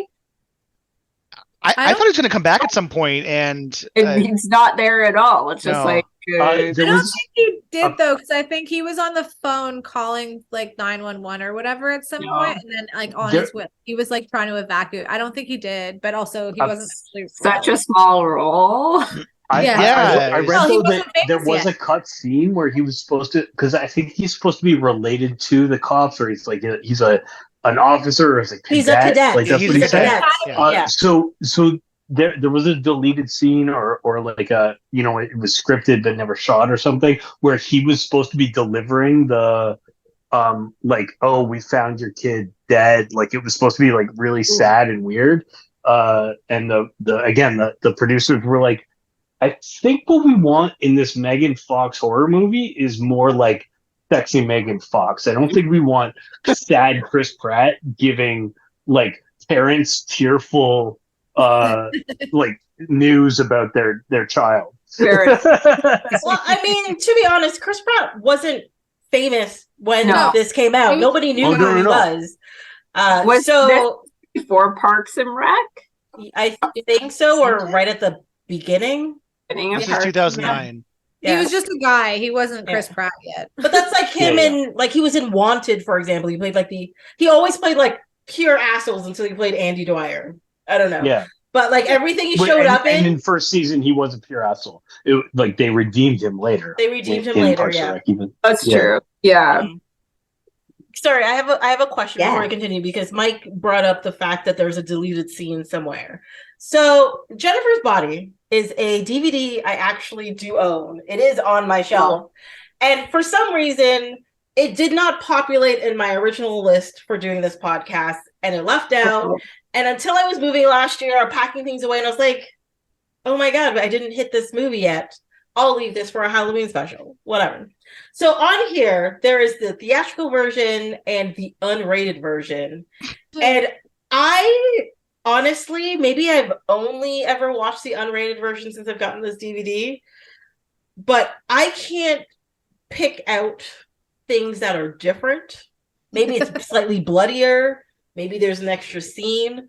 But do you guys know if you watched the theatrical or unrated or We what? watched the unrated version, but again, I didn't have a change list about what the differences were. I kind of assumed because they were like long and gratuitous, maybe the kissing scenes or the needy having sex with her boyfriend scenes were extended. But that was just purely guesswork because it didn't seem really the most wholesome part of the movie. Yeah. The Disney Plus version, those scenes were also awkwardly long. Yeah. Awkwardly awkward. Yeah, I watched it on Disney Plus. I didn't realize there were two versions. Yeah, I assume we watched the theatrical on Disney Plus because yes, it has Hulu and has murder shows, but also it's still Disney Plus. There would have what been I read was that warnings if it was a rated version. I feel unrated is 5 minutes longer, so it's like 107 versus 102. Yeah. Well, no, I mean maybe it's not. I just assumed like anytime. Again, as somebody who was like, this was maybe a little bit earlier, but when I was in high school, like anytime there was like, it was a big deal to get the unrated version on DVDs, and then it's like, oh, it's because there's extra boobs or there's extra sex scene, right? Like there was not that wasn't. American Pie unrated was like big business back. What was the difference in American Pie unrated? I probably saw it. I just don't remember. Well, no, but like American Pie, like 17 unrated was like it's just Was there multiple pies? Leah, I would just like to note that one of the things that is different between theatrical and unrated is there's longer close-ups on the butt squeeze in that infomercial. I thought that was cool. Really? That's so God. The gazelle, which is it wraps around so nicely when Chip is like, "Mom, I can take care of myself. I've been using the Bowflex." Yeah. Oh yeah, yes. Okay, this is also something I had to look up because as somebody who grew up before that haircut became popular for Chip, I cannot disassociate it with like people who are not 13. And so I had to look at, wait, was he an adult? He was 23. I was very concerned. Yeah. He was, Yeah, and so he was a year younger than the actress who was playing Needy at the time. So like that actually was a screen appropriate relationship. But I was just like, he looked like he was 15 and she looked like she was a Hollywood actress in her 20s. He looks 15 Trying to look in ugly. the first scene, but by the time of his death scene, he looks fully like Dan Aykroyd. So, I mean, it's not a good angle for anybody, and he might have it that day, but I'm just... That is the cruelest thing I think I've heard you say in a while. I like Dan Aykroyd, but physically... Yeah, no. You don't want to sleep with him. You don't want to be compared to Dan Aykroyd. Like, you look like Dan Aykroyd. It's like, oh, am I funny like Dan Aykroyd? No, you just look like it. That's what I was saying. It's a weird, like, he looks too young at the beginning, and then at the end, it's like, oh no, it's a full-grown adult under there. Yeah. It's the suit. I tell you, it's the suit. Yeah. It was quite a suit. It pairs beautifully with her dress, I feel. But her dress, why was her dress? What? Right? No, what? Why? How? Why? She was wearing an 80s prom dress for no reason, but it looked good. I thought she looked fantastic. I'm trying to find that dress. I agree with Jamie. I agree. Bring it to next board game I'm night. going to like a vintage wedding in November. It's supposed to be vintage prom themed wedding, and I really need to find that kind of dress. Like, I gotta make it. All right. Come to Kensington. We'll go on a set. I love not on a that Saturday. video. We'll get you that dress. But I'm also, trying to find, those like late 80s, early 90s where it's like really, really, really tight, and then below the bum it just balloons out into like a big frilly thing. Yeah. You see one, you call me, okay? Okay. I only got a couple weeks. I saw one earlier today. but also, you want to do that for a reason. Not because you have lost your marbles about the spring formal. Well, can I make a comment about that? Because I actually think it points to their financial situation in the movie. And I think her dress points to the fact that her mom probably got it at like a thrift store or something, or it was something from her younger days that was already in her closet. And she was like, here, put this on. And that's why her mom did her hair, like, you know, in like the little ringlets and whatever. And I think because she stands there and you look at everybody else around her and they are wearing clearly for that time period dresses and all that kind of stuff, and she's wearing something completely different, and she doesn't care because she's on a mission. But I also think she's wearing that dress because of like her financial situation. Her mother's not around to take her shopping, you know. I was went to private school and she does not understand. There's to Jennifer too, right? Like that she's the not cool, not pretty one, like throughout the movie. It's hilarious. Yeah, but also she obviously like ship coordinated because he had the orchid that matched her dress. So like maybe she was just doing a thing and then it, you know, whatever. But yeah, no, that's an interesting thought that it was like. That's what I thought the same as well. I also, while we're on clothing, I wanted to just circle around to the big whodunit of this movie, because it is a mystery film because somebody has stolen the bottom half of all of Megan Fox's tops. Did you get any closure on that? The top burglar. Which is hilarious because the top bottom burglar. Beginning, like, oh, looking good involves a certain set of characteristics, and one of them is I'm not allowed to show cleavage because that's her thing. And then it's like, yeah, she is also showing cleavage, but then like the underboob gets closer with every shot. Yes. I guess that's when she gets more confident as she gets more munchy. I don't know. Munchy. I don't know. But but that is brought up even before she becomes the demon. So I believe that's just the way she was beforehand. That line where she's like, oh, Megan or Jennifer is evil, and she's like, yeah, I know. And she's like, no, like actual evil, not high school evil. Not high school. That's so great. I was seal clapping in my living room by myself. Yeah. Like, yes. That is an important distinction because one of those things is fine and the other one is. Also, Megan Fox had done 2 Transformers movies by the time this movie came out. Really? I think so, yeah. Yeah. Like her career has been very strange. We were talking about this earlier. Like she's way more famous than her IMDb would suggest, right? Because she did like the couple Transformers movies, and then she got like booted from that franchise for complaining about them being dickheads to her. And then she did this, which was like fuel, fire, whatever. And then it now is getting reevaluated 10 years later. But for almost a decade, she just like pieced out and had a bunch of kids and like lived a normal life. And then like with Brian Austin Green, right? Yes, right. Much older 90210 alum Brian Austin Green. Mm-hmm. And then once they split, then she kind of like exploded back into Hollywood and with that weird meth rat that she's engaged to. But like, I don't know. Her career has been very strange because like she made movies that were based on her being hot, and then she made this movie, which like she had to be hot to be in this movie, but also it was very much like the opposite of what she had gotten famous for. Right? Yeah, but I mean, the whole movie is like even the parts where she's quote unquote ugly, even they say like ugly for her. Yeah. Because she's not really ugly. She's her hair's a little flatter and she's not wearing a ton of makeup, but you're just like, is that really ugly? She just looks like she needs a nap. But also, there's a movie where Amanda Seyfried is like the awkward, ugly best friend, and like, what? Come on. Yeah. That's not. She's not. I did enjoy that the awkward, ugly best friend at least gets to have sex. I think because we watched Ginger Snaps first, and obviously the relationship is very different. But there is this like, if we're gonna tell a story about a female who is touched by and then touches the monstrous, it requires the lens of as close to an absolute virgin, like untouchable female as you can get in a horror movie that claims to be genre aware. And just like after 2 of those movies, it was like she's somehow like still like has sex with her boyfriend, but is somehow still just a like a non-entity sexually. It Just was version really it up. something. Yeah.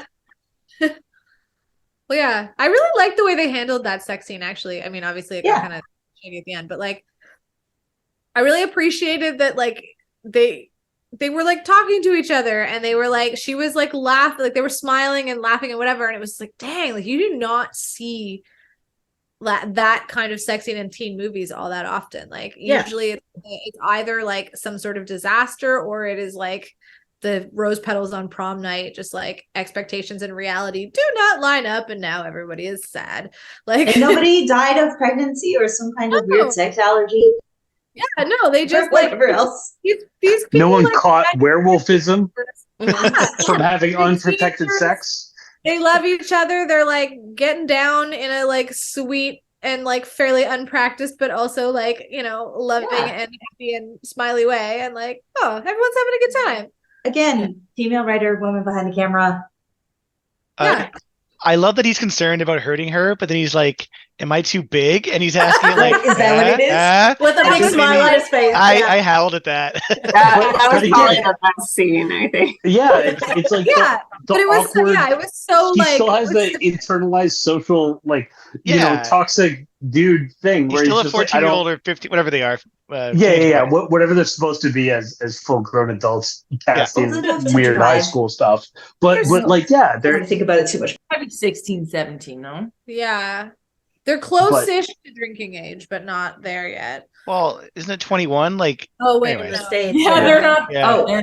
They're close to 18, but not there yet. Can we?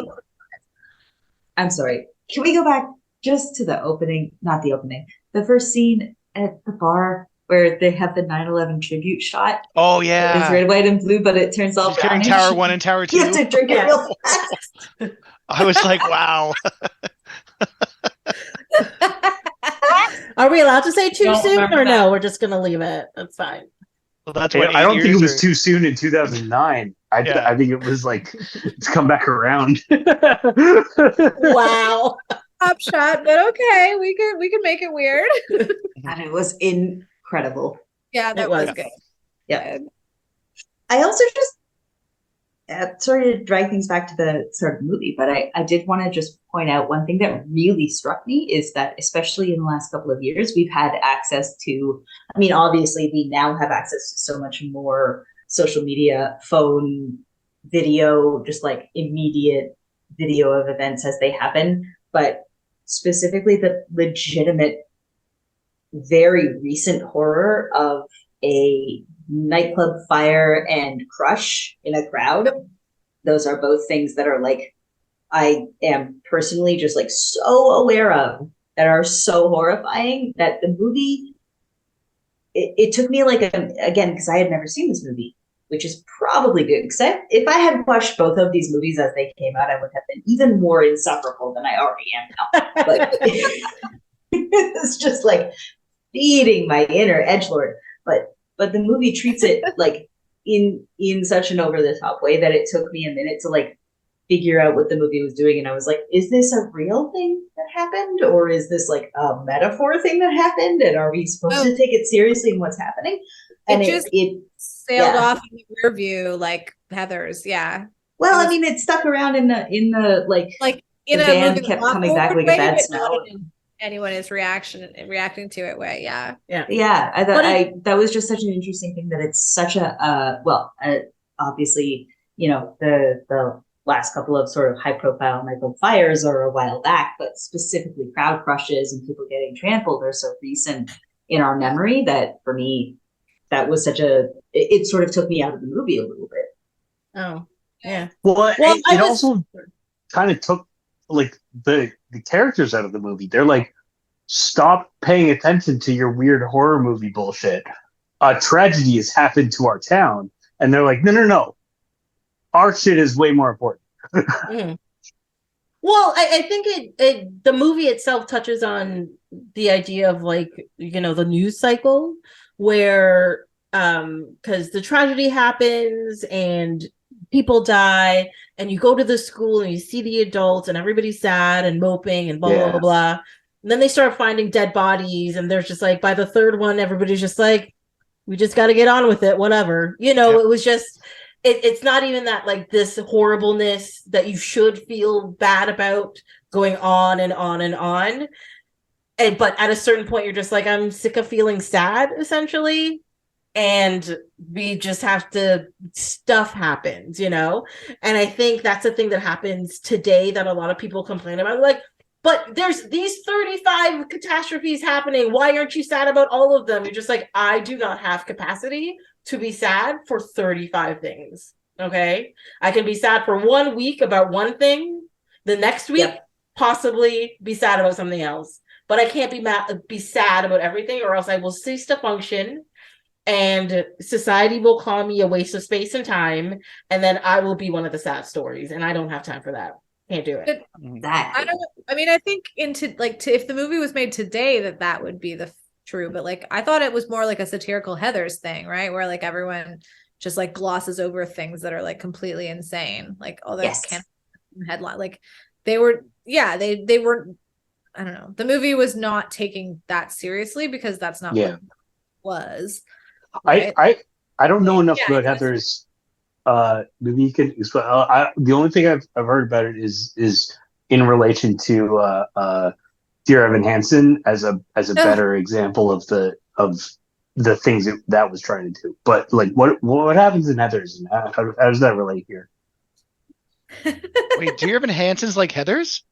Really? Only in the joking rewriting of suicide notes and that, but context is different. But the Dear Evan Hansen is maudlin, whereas Heather's is intentionally. It's girl. If you would like to deep dive on Heather's, Tracy and I did an episode about that. Yes, we did. Sorry. So we can go back and listen. Bad podcast listener. We actually we broke it down, but that's one of those things where like, they have like a rash of quote unquote suicides at the school, and like the first one, everyone is horrified, and then like the setups for them are like, it's so obviously not what's happening, but like everyone just buys into it, and it's whatever. Anyway, but so like this movie just like, everyone's like, oh, this band is, they helped all the people, whatever. Like the band pieced out immediately, and like, okay, yes, Satan might have been a little bit involved, but like nothing makes sense, and people are just like, yes, absolutely, this is what happened, and like none of it is like, it's all very, very unserious. Also, most of the people that say all of these things about what the band did weren't there. Yeah, right? They challenged the girl who was there, who's like, that's not what happened. They peeled because it's on Wikipedia now, so it excuse me. Yeah, exactly. Excuse you. It's in the Wikipedia. Yeah. Can I just say one thing? One of my favorite things, whatever her name is, Amanda Seyfried's character is like, oh, they took her away in their van, whatever. And he's like, oh, did you get the make and model? And she's like, I don't know, Rapist 89. Come on. that is understandable. I cackled and scared the dog. Never let an emo band take you to a second location. No, never do that. I mean, I think we would have been fine if we'd gone to Montreal that time, but it's probably better we didn't. They were I am not asking about this story. I'm not doing it. Well, we didn't go to Montreal. The point is, we didn't go to the second location. The other thing that I just wanted to point out, which has been pointed out in other podcasts that mention this movie, and I'm not the first, but it's so good, is this high school is clearly maybe just like a little bit off the rails anyway, because they're musical. There's like a throwaway gag where there's a poster in the background where the high school is putting on Whatever Happened to Baby Jane the musical. Oh my god, I did not notice that. Oh my god. Okay. That's it. It's never referenced. It's just it's great. It's in the background. Gave me the vibe of Community, where it was just like, wait, pause that a minute. Did I see the thing I thought I saw? With all of the posters that are constantly in the background in Community. This is just a great vibe, but also just like, oh, this high school is maybe like not super great, well adjusted to things in general. Well, Tracy, it's pretty clear that high school students hang out at the only bar in town, which is obviously like a dirtbag jamboree. So, like, I did love the description of it. Like, it's like the Bronze. Like, we don't. But it's like, oh, it's not a club; it's a bowling alley with beer. Like, it was We have People a are like, sticker "Oh, toilet. we're going to the We club shouldn't have high tonight." It's like schoolers also. that's not what we're doing. Yeah. Jamie, what do you think about this movie? I mean, I liked the other movie better, but I still enjoyed watching this one. I don't know. It just didn't stick with me as much as the other one. I like really enjoyed Ginger Snaps. Like, I didn't look at my phone at all, but I looked at my phone a lot through Jennifer's Body. I just kept being distracted. Yeah. I don't know. I It had wasn't. I was had the same, opposite problem. actually. Oh, Oh, I was like not in the mood to watch anything because we just did 5 nights of After Dark where we did 2 movies a day, and then I was like, oh good, I get to go home and watch another movie. Which were all and fantastic. Snaps, like That's fair. actually held my attention. Oh yeah, they were great, but just like I was a bit burned out on movies, and then yeah, Ginger Snaps like fully held my attention. And then, well, I did watch Jennifer's Body while I was working, which is probably like not a fair assessment, but also I would have been on my phone doing something recreational. Yeah. Like I would probably go and watch the like other Ginger Snap movies. Like I might do that. But yeah, I don't know. It wasn't a bad movie. Like I found it entertaining. I don't know. It didn't blow me away. I don't. Yeah, no, I don't think either of these movies blew me away. I don't know. I really do think it's just the production quality of Jennifer's Body that puts it a little higher than Ginger Snaps, which can be kind of mean. But I think both because it's a comedy, like it's a horror comedy. It's like the low budget of Ginger Snaps and how ridiculous it is. It just all plays into itself. Wait, do you think Ginger Snaps is supposed to be a comedy? I feel like Jennifer's Body is more of a comedy than Ginger Snaps is. They were both comedy. There were more jokes in in Jennifer's Body, More but I think banter they're also, both yeah. horror comedies. Yeah, I thought they were both horror comedies. Did you think Ginger Snaps was an actual horror movie? No, it's a horror not comedy. Not an actual horror, but I really would not. Yeah, Yes. I would not call it a Yes. comedy. Yeah, it's a creature feeder. It's not super serious, but I wouldn't say it's actually a comedy. Was it supposed Really? to Like they call each other Monistat and Vagisil, like which I That's think is a great Jennifer's Body. joke. Like, That's Jennifer's Body. it's Jennifer's Body, yeah. Yeah. Oh, Yeah. sorry, you're talking about Ginger Snaps, not a comedy. Sorry, I agree with that. Yeah. Jennifer's Body is definitely a comedy. Like Yes. they go for, there's visual gags, there's like they make jokes. Some scenes are humorous on purpose. A lot of it is So I don't know. I found like Bridget's character so funny. I laughed almost every time she talked. Like she was just so over the top, and her face was like so like animated and like so like I don't know how to describe it, but like I just found her character to me was just very funny. I don't. Oh man, the face she makes when she's like, what do boys want? And mom hugs her. And that was it's just so her hilarious. face in their the reverse shot, and her eyes are just so big. It's great. yeah. It's just all hair and eyes, and then just like this tiny iron set mouth. It is she's magnificent. She's very unique looking, and it really worked for me.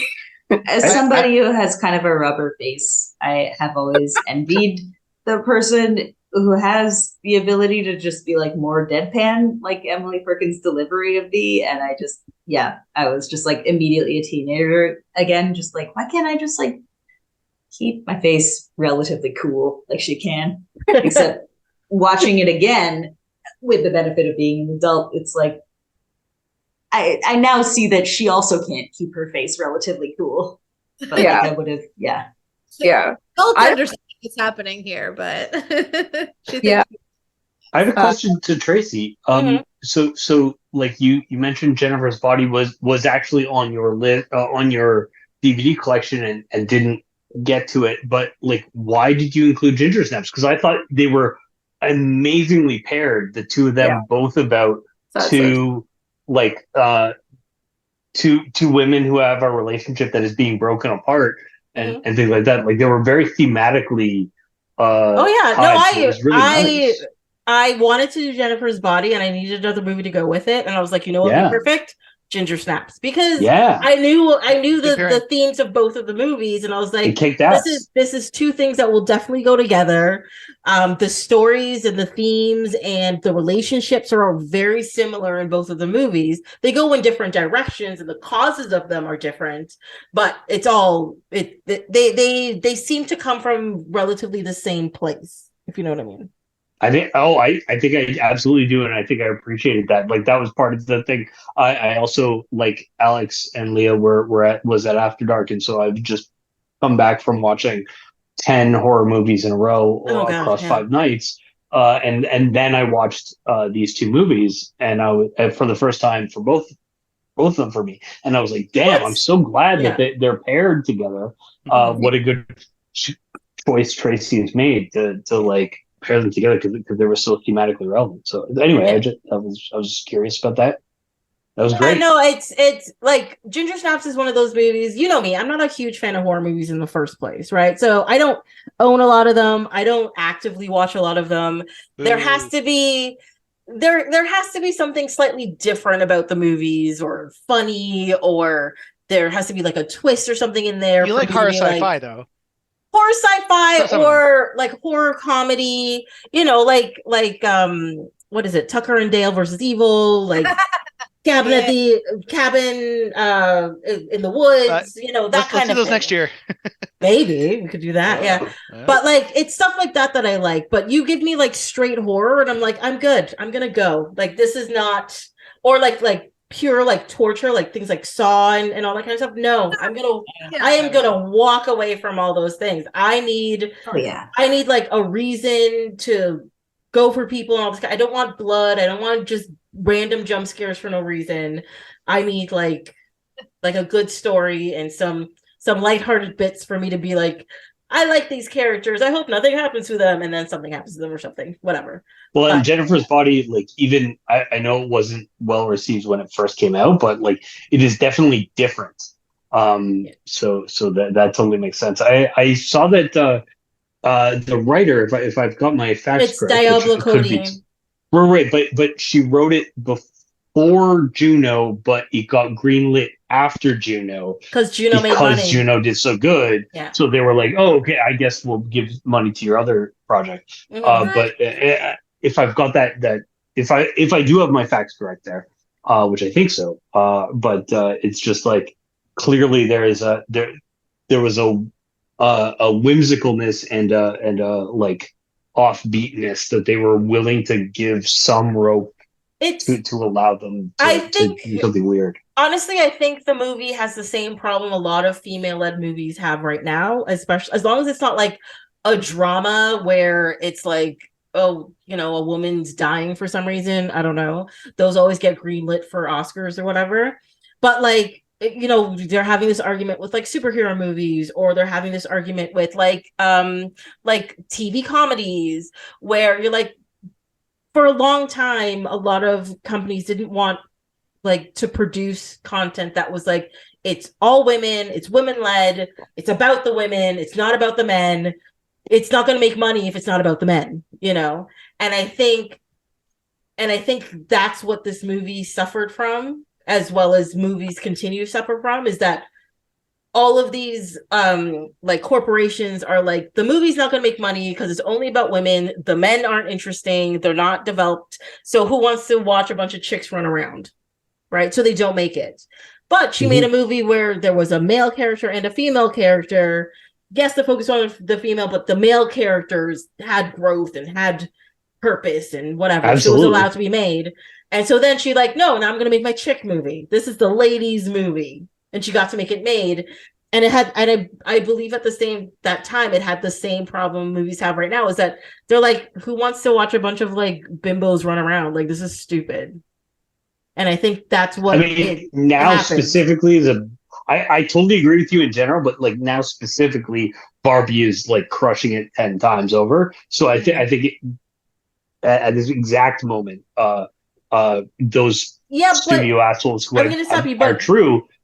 Good. But also the production companies get taking the wrong lesson. Instead of making more female-led movies, they're like, oh, we should make more toy movies again, like Polly more Pocket toy movie movies, and the yeah. Hot Wheels No, movie are they're now absolute greenlit. idiots Also, because like, They always take Yeah. the wrong lessons. Yeah. and Barbie is phenomenal, but also Ken gets a lot of airtime. Like, He does. like there's a lot of Ken in that Barbie movie, which is fine and it's great and it serves the story, but also like Also, the Kens get to have all the fun in the movie. The Barbies not as much. and Barbie apologizes to Ken, but Ken does not apologize to Barbie, and it's like in certain I love the movie. I love the Barbie Oh, movie. yeah, I thought it's not it was great, and I perfect. love that it's like just decimating records, and every executive who thinks that women don't have buying power can suck a giant bag of dicks. But Yeah. like, but also like even on our best day, our I movies agree. have like weird pandering to dude shit in them, and like, I mean, I think Greta Gerwig is making a point, not like failing, but also the fact that that point stands even in the Barbie movie is like. But this is not just a problem with something that's female led. This is a problem with anything that is not considered part of the norm, because people fight tooth and nail to make something different, like Everything Everywhere All at Once, the first Deadpool movie, the Barbie movie, whatever. People fought tooth and nail to get those things made and put out. And because they were like, why would we make this movie? This doesn't make any sense. It doesn't fit in a category. It doesn't fit in a box, right? Why would we make this? And people start pooling their money, and they make it themselves. It makes a shit ton of money. And then all of a sudden, everything wants to be that thing, right? Because, for example, the Deadpool movie, he tried to make that movie for like 15 years. He finally got rich enough to make it himself. He makes it. And now every movie, so many movies are trying to do that same thing, right? You have Everything Everywhere All at Once. That comes out, and it's all about like interdimensionalness and all this kind of stuff. But coming up, guess what? A whole bunch of shit's going to come out, interdimensionalness and all this kind of stuff. That's what's going to happen, right? Barbie movie comes out. Yeah, it's supposed to be about chicks, but no, they're going to make a bunch of toy movies. So it's going to be a bunch of toy movies, right? The next little while, it's going to be these three categories of things is going to be everything. And the weird one story that is completely new and completely different, it's going to come out in 15 years. It's going to make a crap ton of money. And then all of a sudden, everything is going to be like that. And it's the same.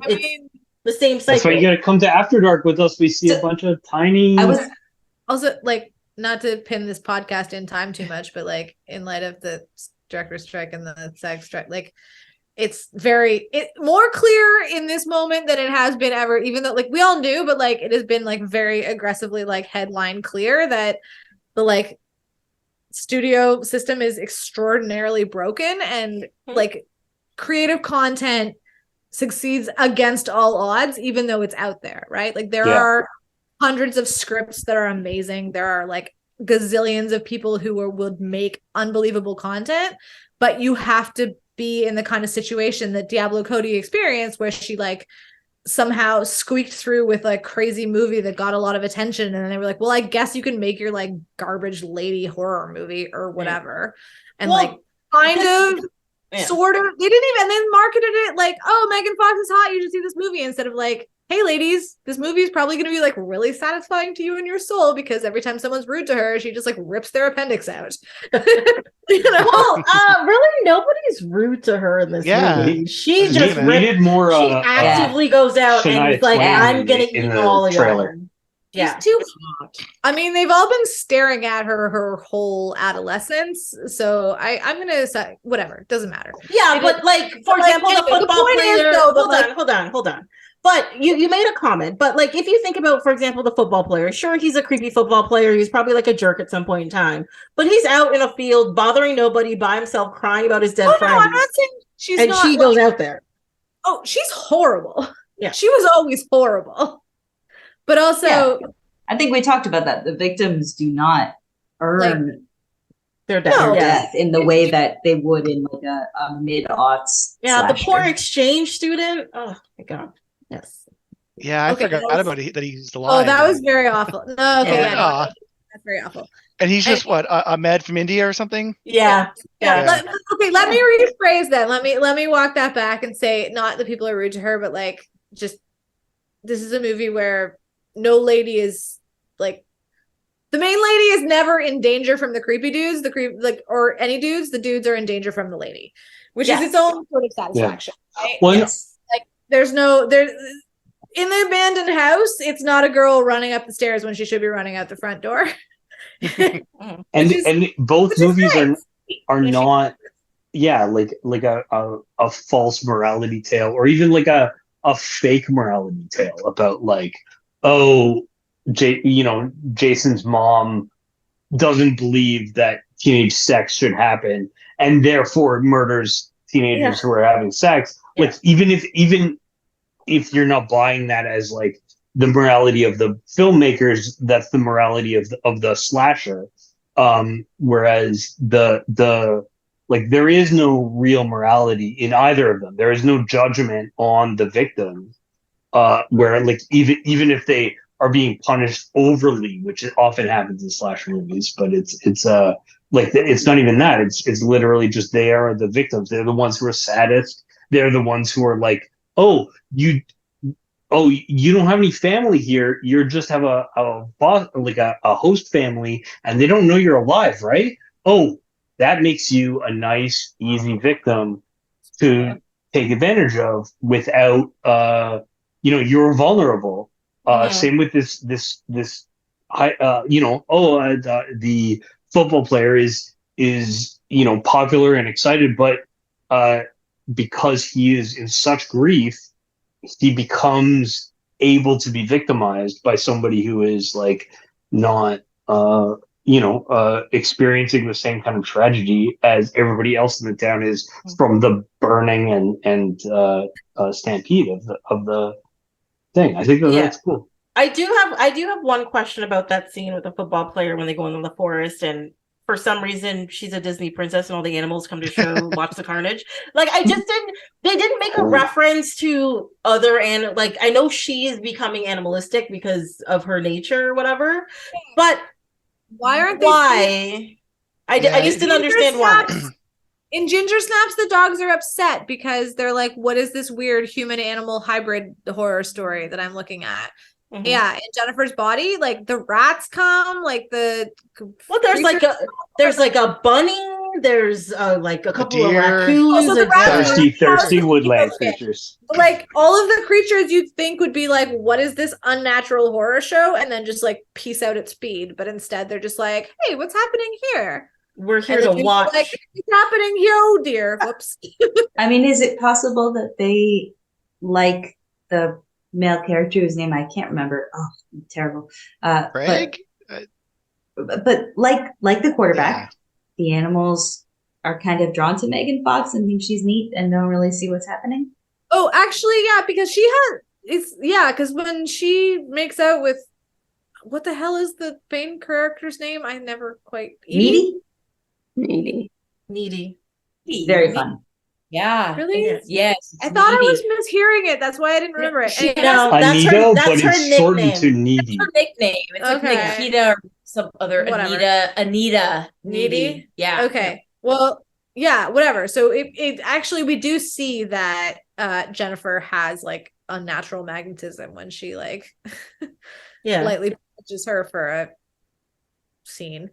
When she's although they obviously have done that previously, but like, eaten men, she's like, yes, I have magnetism, and instead of when she's not as attractive, quote unquote, for her, which I thought was again very good. That's a good line. All right, so I have a question. Okay, so this movie was made in 2009, and there's a couple of things said in the movie besides the flip phones or whatever that kind of age it, right? Ooh. Yeah. Okay. So I do have this one line really got me because the band was just like, we have to be famous. We want to be better than Santa Claus, Dr. Bill, and Zac Efron. And I was like, what? Oh my God. Really marked the filament time. Yes. My question is, if this movie was made today, who do y'all think it would be? It'd be Timothée Chalamet. Timothy Chalamet. Okay. Timmy Tams. Maybe. I do think or Taylor Swift. Harry Styles. Harry Styles. Yeah. Somebody whose name starts with Lil. But I Lil don't know something? because I'm too old. Little baby. I don't Little know. something. Is Little Yeah. John still hip with the kids? I don't know. No. I don't think Although so. if we want Sounds to like a go reason back for a to shot, the though. whole crowds like being crushed, how that's more topical. Lil Yachty got his like concert in Vancouver canceled after 4 songs for being a douchebag and be like, Little everybody Yachty? rush more. And the Good. people at the arena were just like, hell fucking no, everybody Nice. out. Sorry, his Oh my name's God. Lil Yachty. Lil Like- Yachty. Like the boat. What Like, did no, he the boat. Yeah, Lil Yachty. Sorry, you. Yachts. What did Yachts he are supposed say to be to large. the crowd? So he was like getting the crowd pumped, but he was like, everybody rushed the floor. So people started like from the seats, started like jumping over the wall and whatever. And security was just like, no, we saw that Travis Scott footage. We ain't doing this. And they just like Good. shut it down and threw it. Mike, yeah, that's good. I'm apparently real old because you're saying a bunch of names. I'm like, who? Sorry, who? Who are we talking about? Who's rushing who for what now? I got no only idea. know Learned this- Wayne. I don't. I always thought Travis Scott was a country had star had until the yeah, Stampede. Oh, Uh, Travis Scott. He's what's her nut? Kylie Kylie's Jenner's baby daddy, and he He's was also- at Astro World. He's a very like well-known rapper. He had like he's had Sorry, Gazillion- I'm gonna Kylie who? See? Yes. Kylie Jenner. Not Minot. Ew. Okay. Sorry. Go ahead. No, Yeah. he's her baby daddy, and he's But also a rapper. he was already very famous. He's had a lot of like he has sold like he has like multiple platinum records. He's a huge deal. But he had a concert where a lot of people couldn't get tickets. So he was like, yeah, jump the fence, whatever. And he was like, even after people had been crushed to death and like the paramedics were trying to deal with it, he was still like performing and being like, yeah, come down, like whatever.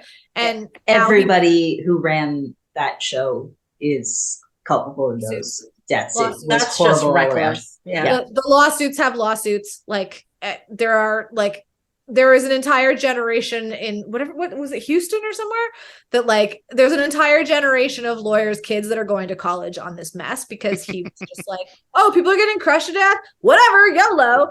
So Oh my God. anyway, Yeah. Lil Yachty thought that he would do something similar, and then the BC arena was just like, fuck you.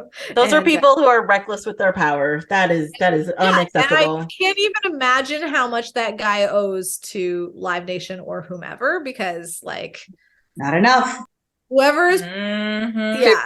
Behind bars, it shouldn't even be like. Well, I mean that disaster got averted before it. Like, sorry, the Lil Yachty one got No, averted. for the Travis Scott one, where Yeah. I think there was like 7 people that, like, including like a young And kids. Yeah. girl kid, Yeah. and yeah, Well, there was a ton of teenagers, which is part of why the crowd got so out of control, because it was a lot of people at their first concert who didn't realize how bad it was, right? Because like people just jumped the fence, so like they were way over We capacity. don't hold rich people accountable.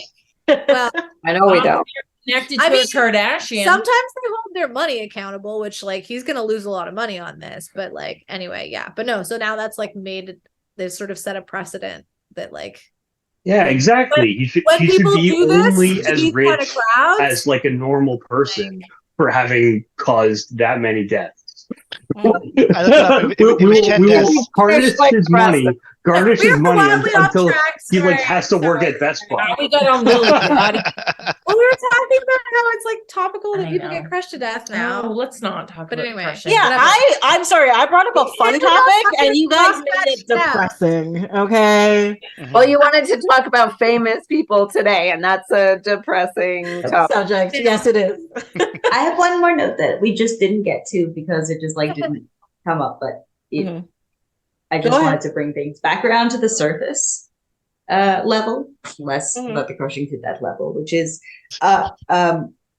Needy puts down her phone before checking out whatever noise she thought was in the basement. And I was like, why would you put your phone down? And then I was like, oh, Okay. you can't put a And not flip call your phone in boyfriend back. low-rise jeans. That's Yeah. why she puts her phone down. So That's so my that thought. whole scene, that scene Oh, frustrated the You're- fuck out of me, because at first she's on the phone and she does the right thing, stay on the phone with me, and walks downstairs or whatever, talking to her boyfriend, And then instead of just looking out of the big glass window on her door, flings the front door open, looks outside, is like, nobody's here, closes the phone before she's even inside, then shuts the door, puts the phone down, hears a noise, and is like, let's go see what that is now. And I'm just like, you didn't pick that phone back up? Who are you not calling? What are you doing? What is happening here? Like, you started so well, and then you just went downhill. She also locked the door behind her after she heard, or then hears a noise, doesn't unlock it. Gotta No, go she didn't. down No, the front swinging. door. She didn't lock it back when she. No, I'm pretty sure closed she it. closes it, locks it, then hears a noise, and I'd be like, all right, unlock and go. Did she? I don't think she. I Locked don't it even when think she locked it. I think she just closed it. And there's another scene too where she's like, after she like almost hits Jennifer with her car and then runs home, and she's like screaming for her mom. She does the same thing. She just like slams the door behind her. She doesn't lock it. Like And runs goes through the to house. bed in her insane wallpaper nightmare linoleum museum of a house. Yeah. And then just like flops in bed without turning the light on or anything. And it's like, if you're that freaked out, you don't just walk into a pitch dark room and go to bed when there's somebody lying in the bed already. Like, What was going on with her mom? 2009, you're old enough to have seen I Know What You Did Last Summer. Always turn on the lights. always. So her 100% of mom, the time. I think, what was because she was a single mom, I think, working a nurse swing shift. So like there was a lot of references of her like being absent. Like I think she was trying to do a like she woke up at 4 p.m. at one point or something. Yeah. Yes. So like I think it was a little bit like the opposite of the parents in Ginger Snaps, where they were she was trying to be present but genuinely couldn't be, versus the other one who was like present but like mentally checked out, or at least whatever. Anyway. Yeah. I also have a question about this movie. We're skipping to the end though. So you know when Needy is fighting Jennifer in the bed and they're like floating in the air, and Needy rips off like the best friend necklace or whatever. Why does that all of a sudden remove Jennifer's powers, or is she just distraught that she's not her friend anymore? Or I wondered about that myself, but also like clearly there was some sort of bond that prevented her, even though she was possessed by some demon, to like not attack Needy at all through the entire period, right? Like she attacks everybody else but not Needy. So I don't know, because it's odd, because I kind of thought once that fell off of her, then she would attack Needy. That's what I thought, but instead she just became like herself again, which is like, I don't know what to make of that. Needy killed her pretty easily, I thought. Well, because she wasn't. Because she had gone back to being a girl. Yeah, when as soon as she ripped off the necklace, it was like fall back. She's like, I'm normal now. Well, then why'd you have to kill her? Well, she didn't. That was the whole thing. That was like, I it was missed like that. Okay. I thought she was still a succubus. Best friend instead of the demon. Like she killed her, because the demon couldn't die. The demon would heal immediately if it was stabbed. Yeah. Like she was like burning her tongue. She was cutting her arm, like whatever. Like, but the books Needy read said if you stab her in the heart when she's at her lowest because she didn't feed, right? That's the way to kill them or whatever.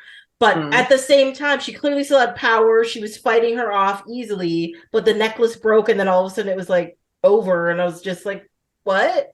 I thought she was more shocked at like Jennifer was more shocked that she ripped it off. Yeah, I don't think it was a mystical thing. I think that it was like because the whole deal, their whole friendship dynamic was that Needy never ever fought back, right?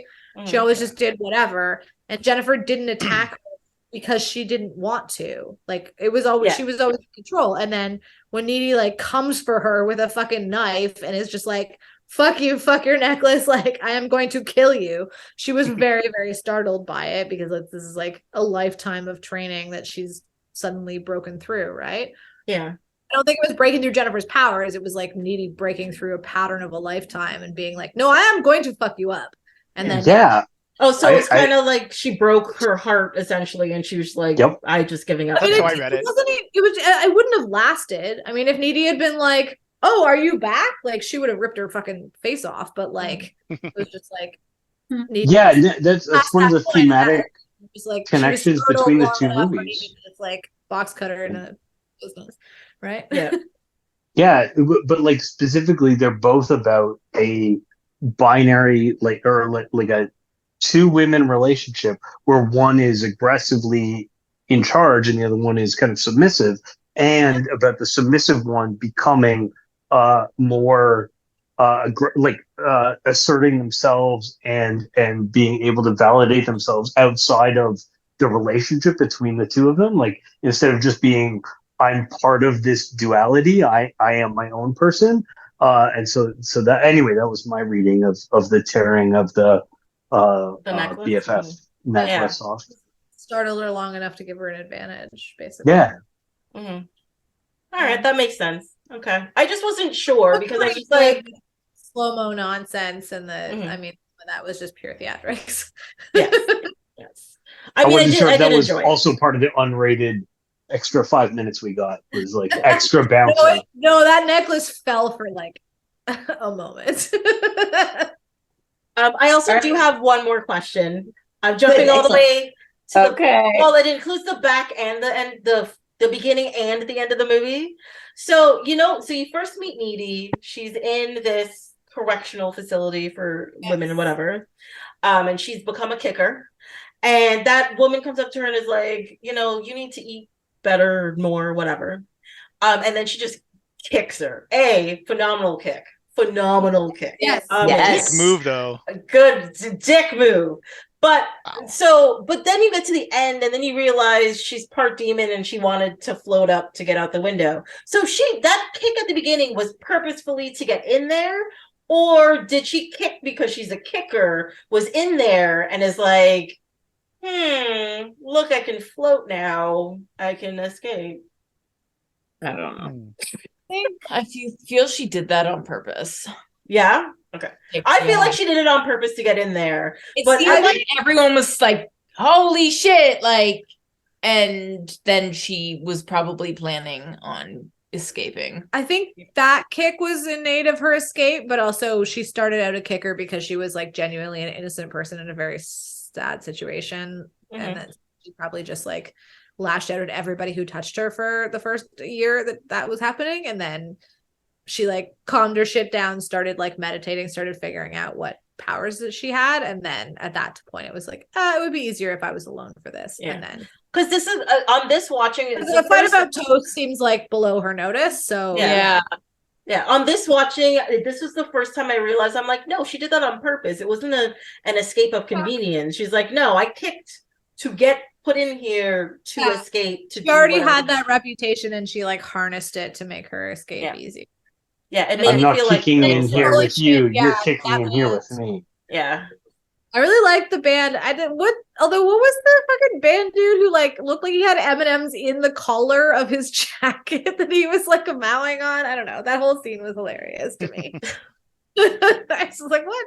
They threw M&Ms at each other at one point because they're like, we can get whatever we want now because It was a reference to the brown M&M thing. Yeah. I specifically it literally looked like he was spotted a brown with M&Ms in his collar, and I was like, I salute you, bro.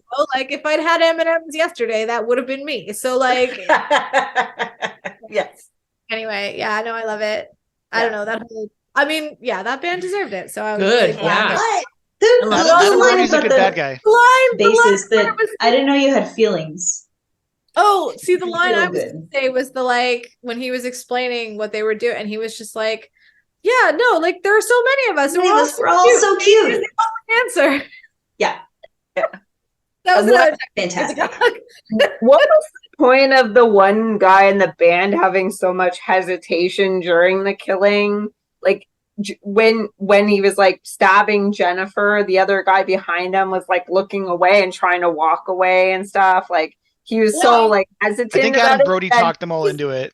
But like in the end, it's like he was killed too, and like it wasn't even necessary. It ended up being that he was still part of it, and he was there. He participated. Yep. Whether he was I think he at first was like morally against it, but I'm here if I'm gonna get the benefit, I'll take it. I think is essentially what happened. his- So honestly, he deserved to be in the situation with them still, even though he was like, Yeah. if he was gonna be a good guy, he would have stopped it, not Yeah. stood by But or also, left or like- something. Or not taking Also, the, he you know, probably the, didn't take it seriously until that point because they're like it was like, oh yeah, hey, want to get in my murder van? She was like, yes, and everyone was kind of like, huh? And then it's like, oh yeah, no, like I got this like ritual off the internet. And he like pulls out this sad piece of paper from his skinny jeans, and then Yes. like, oh yeah, no, like I'm sure she's a virgin, whatever. And she's like, yes, I am definitely a virgin. I'm whatever. And it's No like, one believed So that girl was a always virgin. helps you in a van full of rapists. like the whole But the whole thing okay, was so the so metaphor was it unbelievably was a half-assed rapist that van, he but never the literal Somebody movie would thing die. was that it wasn't a rapist van. Yeah. It was a weird demonic ritual van. But even But the guy in like, the yeah. van didn't have reason to believe that this ritual was actually going to happen in any meaningful fashion until there was a knife in a girl. Yeah. You know, Yeah. like that's the deal, right? Like, But I think from the metaphor perspective, It's like, absolutely, is that I like thought my a buddy dude who was bullshit. like You just admitted it. you know, resistant to the idea but didn't stop it or went along with it is just as culpable. It's actually It happening. is, yes. Yeah. Yeah. and Yeah, it's so yeah. funny that they didn't need to go ahead with the ritual because It just they would get successful anyway because of the fire. Yeah, but Well, I think the fire and all that stuff fire was was- part of their plan, wasn't it? Because I feel like that whole thing, the way the fire went Oh, across, did they start the fire? I think I so. think Like, so. I It think was that's part of their behind plan. them, and they were I thought it was always burning since the world's been turning. Fire. It was. really. Thanks, Mike. Boom! Cut that out, Tracy. I don't know. It's like 2 bars. I hope You're good. Tracy's edits are scripted. Well, at least they're married to each other. Yes. So I love my you, thing Leah. is, my thing is too, Love you. before the burning starts and they're singing the song, they hypnotize her, right? That's what was kind of happening, because she seemed hypnotized, not or under some sort of influence, not just. The fire definitely looked like it was some kind of ritual thing because like people were watching it. Somebody noticed it ahead of time. Like I think the singer was like watching it spread. Extremely. Oh, I thought it was just. I agree with you. No, I don't think so. Oh. Yeah. Yeah, no, I don't think. I think that was them. Yeah. So they sacrificed the bar to the devil, and then they were going to sacrifice a virgin for a quote unquote virgin. Yeah. Okay. Yeah. Oh. Okay. Yeah. but just neither of those things worked for them.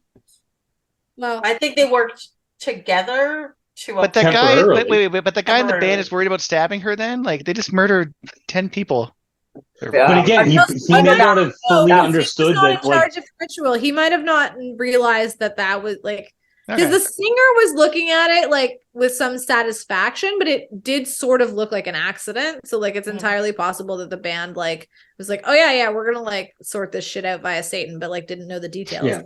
And then but we're just like put this girl in the van, and then like I'm gonna pull out this shit that I got off the internet, and everything's gonna be cool. And the dude is like, okay, I guess whatever is happening. yeah. But also, like, yeah, in general, I think the metaphor is like there's a ringleader who's willing to push it well past where other people are comfortable, and everybody else is just kind of like following along, like a very like even like the sub bullies in Stand By Me, right? Where like Kiefer Sutherland's willing to stab a kid, and everybody else is kind of like like I'm willing to support you, and if a kid gets stabbed, I'm not gonna rat on you, but like I'm not gonna stab a kid myself. So like, you hand me a knife, I'm going to drop it and flee. Yeah, and so like I think that's a very and anyway that's what I took from their particular dynamic was that like it's kind of a everybody's culpable, but they're different layers of like dudes just like bandying along. Yeah, Jamie, you look like you had something to say. No. You're just nodding and agreeing, Isabelle? I was, yeah. Yes. Okay. Didn't have anything. I don't know. Like the thing with the bands, like I don't really know what was intended there, and I also kind of felt like I thought there was going to be more character development with them, just the way like they were interacting with each other, and like one guy was hesitating and everything. Like I just thought more was going to happen, and then they weren't in it at all until the very end. I'm kind of glad it was that way, though. Sure, I just didn't really get like that. They could have just even one person could have just stabbed her and like whatever. Like it just didn't. I don't know. Like there just was no real like. What was the point of the hesitation? What was the point of all the other stuff? I don't know. Are we shocked Jamie wanted to see more of the band? Come on. Yeah, I love emo bands. It's your favorite thing. Is it a low shoulder? That's really what you were. That was such a stupid name, and that was such a stupid band, and that song was really annoying. But also, like, Guyliner, perfect. I can't. Yeah, but they were perfect. Like they were exactly what they were complaining about and why they couldn't get famous because I've watched them open for so many good bands. Oh my god, we have, yes. Yeah. So, I think it was all correct. Like it came across how it was supposed to come across, I think. That's just me.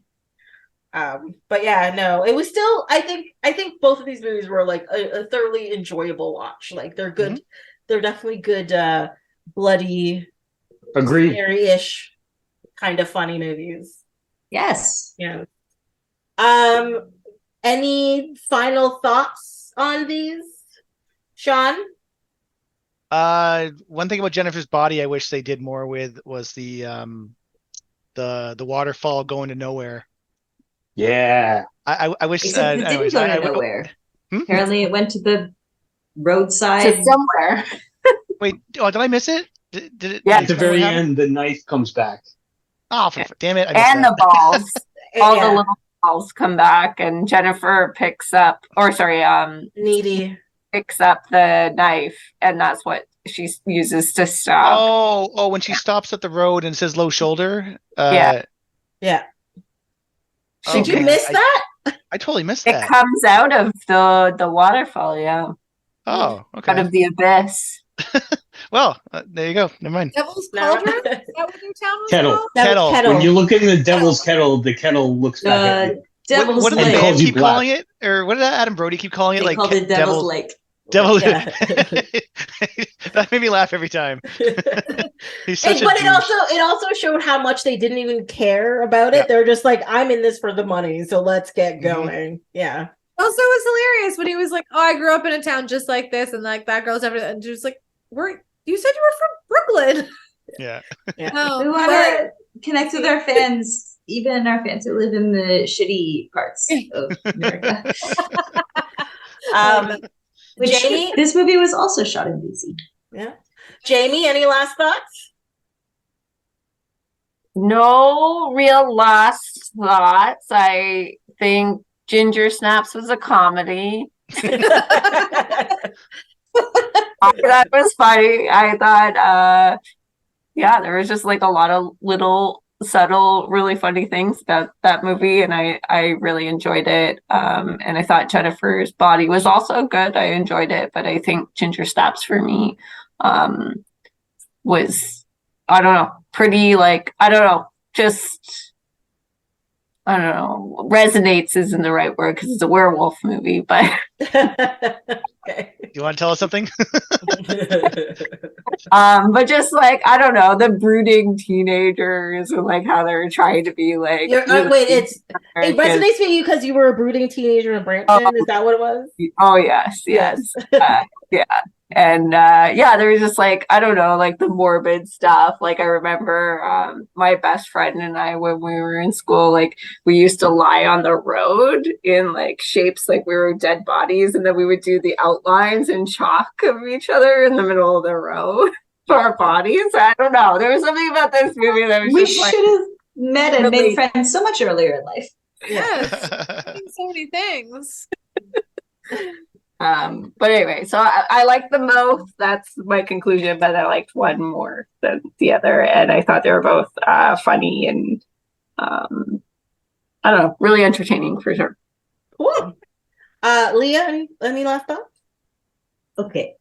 I might know whoever mixed this movie, and if so, I beg your forgiveness, but I'm so mad about just movie mixing in general, and specifically with Jennifer's Body because of the abrupt cut to nu metal and then dialogue and then back, and like Mike and I were just, we kept both diving for the remote to try to keep our TV within like the bounds of audible to the human ear and like not noise complaint worthy.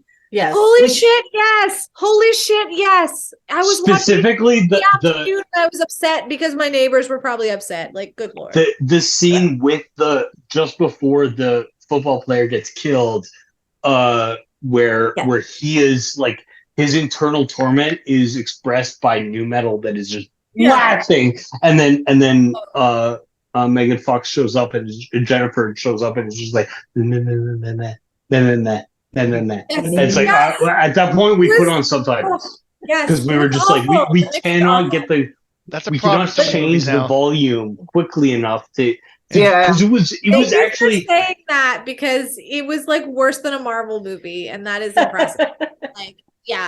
The dialogue was like and then the Met music was like trying to. So my final thought about this is we know that as society we don't deserve apartment mode, which is just could you please like condense, like normalize the sound so that it's within a range that is apartment acceptable, so that like the explosions are not quite so loud, and like for lots of like capitalistic reasons a remix is not getting done before things get released to streaming, fine. But is it so hard, TV makers, for you to put a preset volume 1 and 2 on your friggin' remotes? Like you have preset, like you used to have preset channels so that you could flip between the TV guide and the weather channel or whatever?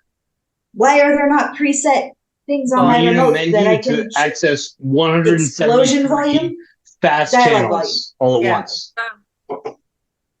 That is my final thought, and it is not related to either of these movies, both of which had tons to talk about and think about, and which were lovely, and which I enjoyed so much, even after watching 10 movies in 5 days. Yes, but no, you're right. And Disney Plus is notorious for being like so quiet that no dialogue is ever at a volume that you wish that it was. And this one was like, why is it blowing out my speakers for no fucking reason with shitty music? Like, did they forget to mix this movie? Yeah, the credits were so loud. Like, it just came up so loud. It was like vibrating, like the ceiling. I just had my remote. We sound like old people right now. I like too loud. I like the loud, but I'm like not into. No, I agree with all this. Because of the number of horror movies that we watch in our house, I am not into Our Lovely Neighbors, thinking that we are both being murdered by each other all the time. If I'm not watching something with my headphones, I always have my hand on the controller because. But even with the headphones, I think you need the hand on the controller. Like, and like again to fight the old person thing just a little bit, because I have a little bit of pride left, is that like we were at a metal show like 2 weeks ago or something. So we're not unfamiliar with loud noises, but it's the loud mixed with the exact and like Jennifer's dialogue was actually really clever and quippy and was really enjoyable. So I was glad we went back and put on subtitles to catch it. But like there was no way any acceptable audio volume between the two of them would have given us allowed us to catch both of them without pain or a noise complaint. Yeah. No, I agree. I was making a joke. No, fair enough. But, I'm very I struggle with it too. I'm aging and I need to fight back. I just can't hear shit. As I can. Yeah. I'm not quite 40 I yet. missed half the dialogue because my window was open, so I have to keep going back. And then as soon as like music started, I was like, oh dear God, my whole neighborhood can hear this. Like, what the hell? I did enjoy the way that Megan Fox delivered her dialogue once I could read the subtitles and therefore kind of understand what she was saying. Which was kind of like she sort of like floated on top of the words, which I have not seen in any Transformers movies, but I don't know if she did that particularly, it just was a very unusual experience to just like, and especially the camera was like just so focused on her face, and she was just like so luxuriously delivering those lines that it was just a pleasure to watch, but also a very weird delivery. Yeah. Mike, any final thoughts? Just to echo what Leah said, which was that we had watched 10 horror movies in 5 days in a row, and these were both still memorable and awesome. So thank you for recommending them, and also thank you for pairing them together, because I think that they like both.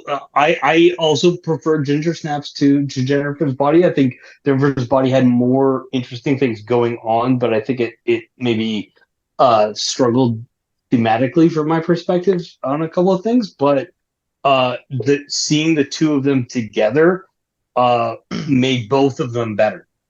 So I really appreciated that. So thank you, Tracy.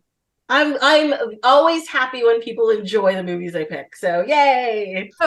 Yeah, I'll second. Fantastic choices. Yeah, they were great choices, and yeah, they were memorable even after Dark, which is like impressive because they were so good. You could probably get away with choosing Elf for Christmas this year. No. Oh. Like, and again, not just great, but great together. Like two, because they were paired, they were both improved. Like I like Ginger Snaps more because I watched Jennifer's Body right after, and I like Jennifer's Body more because I was coming out of Ginger Snaps and watching it, going into it with the same themes kind of in my head. I thought that those were great.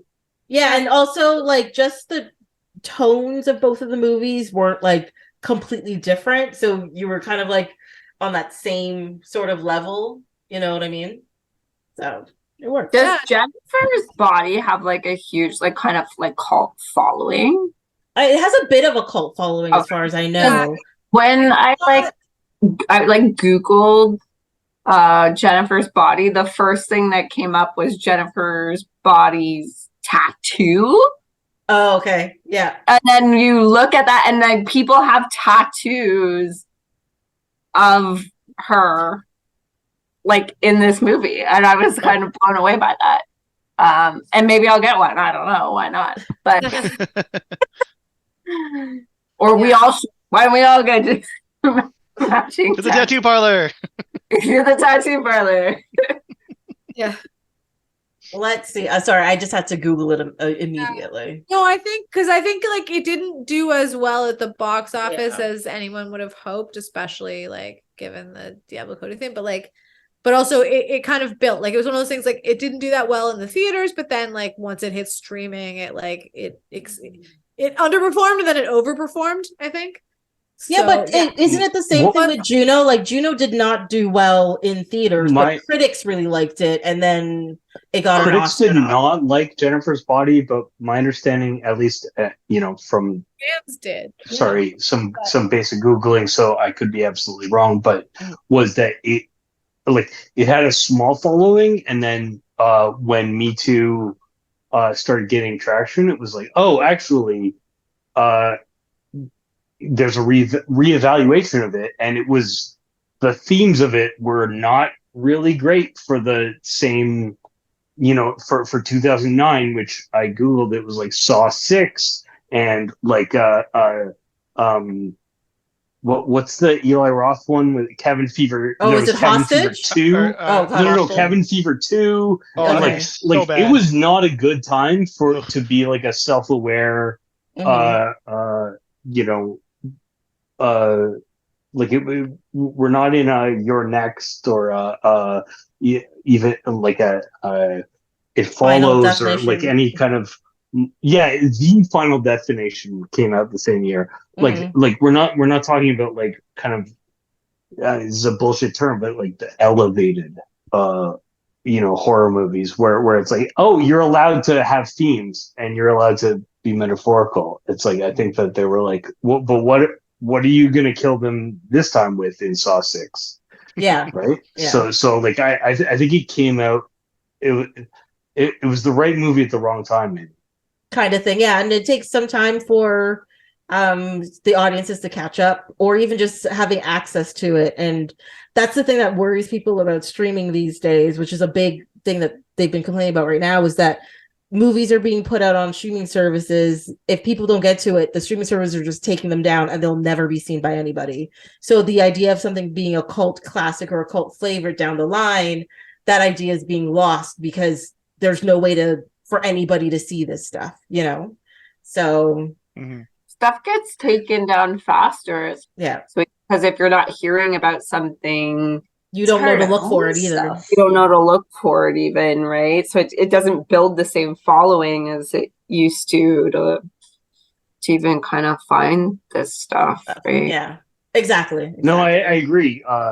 The corporate control over whether we are allowed to access something and whether we are allowed to access it for, even 5 years. Yep. Also, it's a problem. And Leah is signaling to me that is the end. Could be a whole of other that podcast. Particular discussion. Yep. All right. So Alex, do you have any final thoughts? I can't believe that I had never seen either of these movies. Oh, you didn't? No. What? And honestly, like, I know that Ginger Snaps is extraordinarily Canadian, but I also know that, like, there are American fans of it because a former American colleague literally mailed me a copy of the DVD and was like, bitch, why have you not seen Ginger Snaps? And then I still didn't watch it because I didn't have a DVD. And also I'm a jerk. Anyway, so but then I watched it on Plex, which I didn't know existed. So fuck. I'm shocked you've never seen this. So am I. It's dumb. And every time somebody has asked me about it, I've been like wildly sheepish, but like still haven't. I think I was literally working in a video store when this came out. So I just like spent years renting this to people and not taking it home. Mm-hmm. So sad. So sad. I think we only had one copy, which was probably why at the beginning, but then it was on TV like every year. I mean, I missed that too. So I spent a lot who has a TV? So in high school, I spent a lot of time watching Space to like find all the X-Files episodes I hadn't seen. And then I saw an episode of Buffy and was like, oh no, I have to quit Space Channel because I cannot be this person anymore because I need to graduate from university someday. Then I didn't watch Space for like 5 years. And I have to assume those were the 5 years when Ginger Snaps was in regular rotation. Got it. Yes. Hoodle. Thank you for making me watch these movies. They were delightful. Ginger Snaps, definitely I loved a lot. Jennifer's Body, I enjoyed thoroughly, and I fucking guyliner. I'm weak.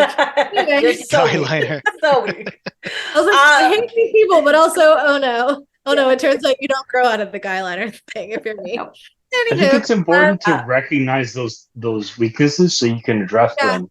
And it's very important you don't want to be unintentionally victimized by them. Yeah, no, I'm aware that is like a problem that I have and that needs to be addressed. Anyway, but yeah, no, I don't know. I thought that was a delightful pairing, and also if you want to like really clean things up, since you have that Jennifer's Body DVD that didn't make it as the rotation, I have a Ginger Snaps DVD that I would be happy to contribute to your collection. I would not mind. I would accept that with open arms. That is for sure. Amazing. Yes. I'll find it and I will bring it to you. Jess, do you have any last comments or anything? Last thoughts? Yeah, I'm a big fan of movies where like the meek girl like gains power and is just like, fuck you. So I did enjoy that they both had that premise. I've been a big fan of Jennifer's Body since it came out. I was probably at the right age for it. And not my fault you missed like both. Like Jennifer, hey, listen, I'm also a fan of Jennifer's Body. Get it? Yeah, we are. For Christmas, we're all watching back Crash. in Amanda Seyfried or however you Back in feel Generation. it's supposed to be. Yes. Well, that's Is it not a Christmas movie? Oh no. Yeah. Sorry. Yeah, go ahead. Yes. Yeah, no, they were both really good. I mean, I've seen Ginger Snaps a dozen times, so it always is good. So, and then I hadn't seen Jennifer Body in many years, so it was good to revisit it. Yeah. Yeah, I think several of us are exactly the age of the Ginger Snaps crew, and then several of us are the age of the Jennifer's Body crew. So it's interesting. Oh, are you calling yourself old? Yeah, man, I'm old. Where are you What sleeping? about you, Alex? But also, like Katharine, Isabelle, and I are the same age, I think. So, like, I love that you yeah. know her name, and I know she's Canadian. Katharine Isabelle is an icon. I know. National treasure. I now know her name. I'll never forget the name. I promise, cross my heart. You guys have said it. Freddy versus Jason wouldn't be the same without her. This is a great pairing. Thank you for inviting us onto your lovely podcast. Yes. Thank you for Watch joining it. me. You guys are Always love being here. awesome. Yes. My last thought is I'm really shocked more of you didn't see this before this episode. That's it. That's So- just my so- thought. I think. Yeah. but Can't believe you're that was- filling in our horror blanks. But like, I know. This is so weird. Oh, I Yeah. saw Jennifer's Body in theaters. I just hadn't seen Ginger Snaps. yeah, no. Yeah, I don't think I've seen it since theaters though. Yeah, I put those two in there because I'm like, for sure, a bunch of Canadian kids, everybody's seen both of these movies. Oh. Yeah. Yeah, we really jacked that up. So thanks for Uh, that. One last thought is Yeah. that obviously Jennifer's Body is based on the whole song of the same title, and there was a wonderful band at Alex's previous bar who would occasionally perform whole covers as an all-male band named Pole, and I Yes. thought that was funny. That is it. That's funny. And they were great. That is a good last thought. They were, I yeah. liked it. Yeah. Well, thank you so much, everybody, for being here on this episode. It was awesome, and the movies were awesome, and you guys are great. And I'm saying awesome too much. I apologize. I don't know. Awesome. Thank you, Tracy. Thank you, Tracy. Well, that's it for this ghoulish episode of Off My Shelf. Until next time, you can follow along on Instagram and Twitter at ohmyshelf, or you can send an email to ohmyshelf@gmail.com. Hope you'll be here to listen.